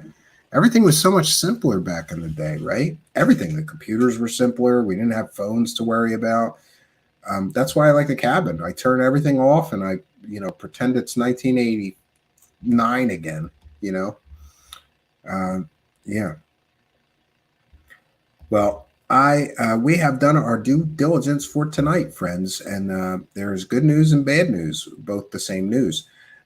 This week, I think we're going to do 4 shows. So we will be back tomorrow night at 9 p.m. And then on Wednesday, you know what we have to cover. We have to cover this UFO hearing, 9 p.m. on Wednesday. And then just because of my schedule going to the cabin, I'm going to the cabin on Friday instead of Thursday. My wife doesn't have off this Friday. She has something important that she can't take off for, so she has to go to work on Friday. So we're going to do 4 shows this week. At least I hope so, and I'm planning to. I have 3 of them. We got to get one more. I'm going to try to pull out one of our, for those unaware, I have folders with 100 unfinished shows that need a little more work or a little more research to do a presentation on. I'm going to try to pull one of those out.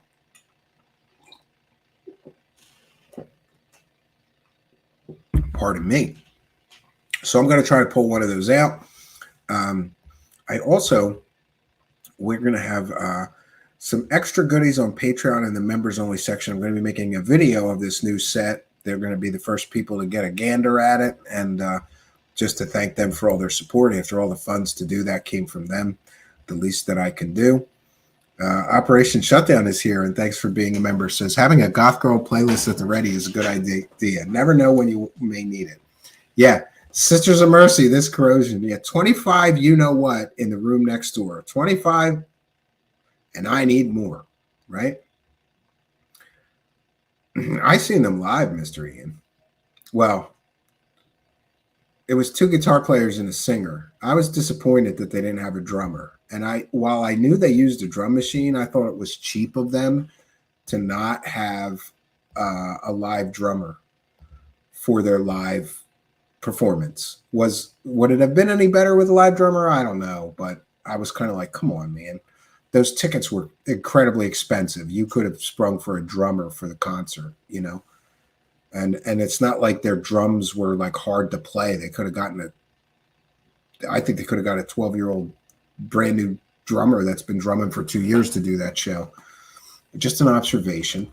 Maybe they like the sound of the drum machine at the live show. It did sound more or less exactly like the albums because the drums were all the same drum machine, I guess. I don't know. Yeah, interesting. Yeah, they were goth pop, I guess. A lot of sub-genres and variations and things like that, right? Yeah. So we'll be back tomorrow night at 9 p.m. Eastern Time. We want to thank all you kind and generous benefactors, you Patreon supporters, you channel members, you Twitch subscribers, you super thanks people buying super stickers, you people sending super chats, you PayPal pledgers. We thank all of you for your kindness, your generosity, and your support of the show. It is much, much appreciated. We thank our chat room moderators, our announcer, Mr. Ian, and we thank all of you for joining us. And, of course, our wonderful guest, Emily Louise. Be sure to check out her YouTube channel. It's in the description of the video. We'll be back tomorrow night, 9 p.m. Eastern Standard Time. Hope you'll be here with us. Until then, friends, my name is Stephen Cambion. Good night, and God bless all of you.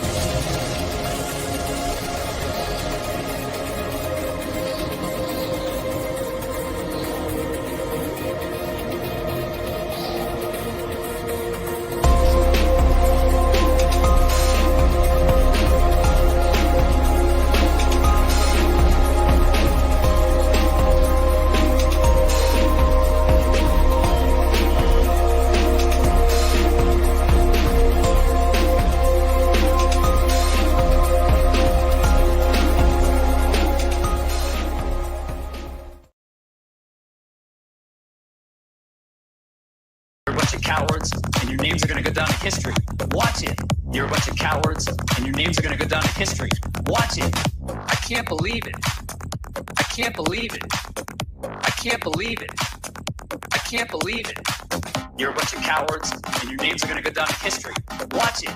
You're a bunch of cowards, and your names are going to go down in history. Watch it. I can't believe it. I can't believe it. I can't believe it. I can't believe it. Can you feel that? Can you feel that? Can you feel that? Can you feel that? Can you feel that? Can you feel that? Are you excited? What's gonna happen? What is gonna happen? Are you excited?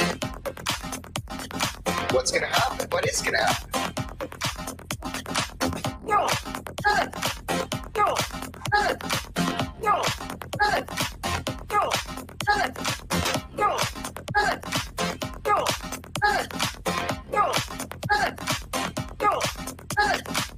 You're a bunch of cowards, and your names are gonna go down in history. Watch it. You're a bunch of cowards, and your names are gonna go down in history. Watch it. You're a bunch of cowards, and your names are gonna go down in history. Watch it. You're a bunch of cowards, and your names are gonna go down in history. Watch it. Are you excited? What's gonna happen? What is gonna happen? Are you excited? What's gonna happen? What is gonna happen? Go! Go! Go! Go! Go! Go! Go! Go!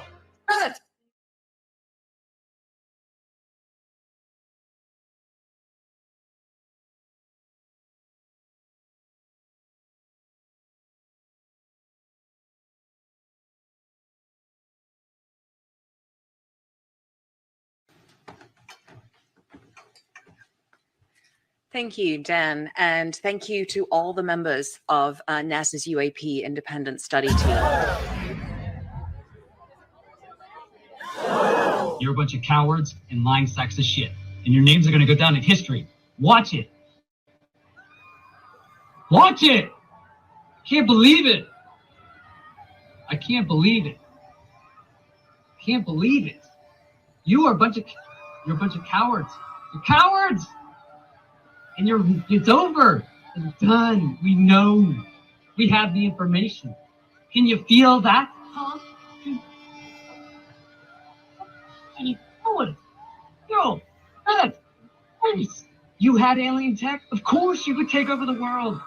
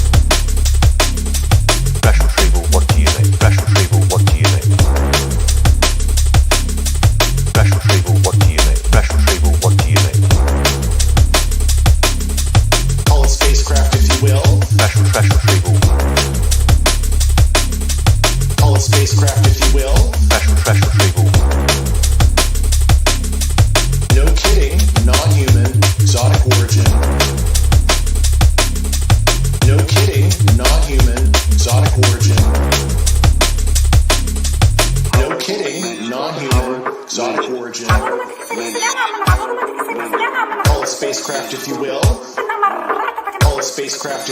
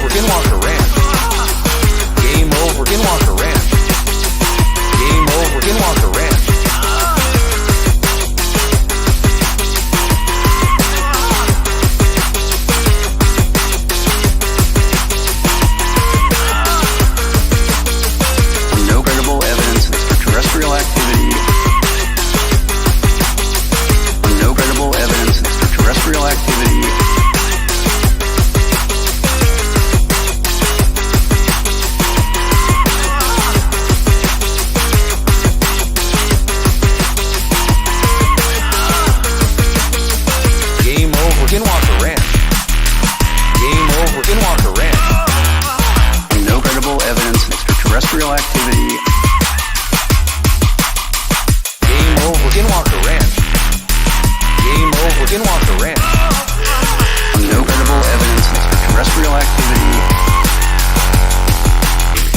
Game over. Skinwalker Ranch. Game over. Skinwalker Ranch. No credible evidence of extraterrestrial activity. Game over. Skinwalker Ranch. Game over. Skinwalker Ranch. No credible evidence of extraterrestrial activity.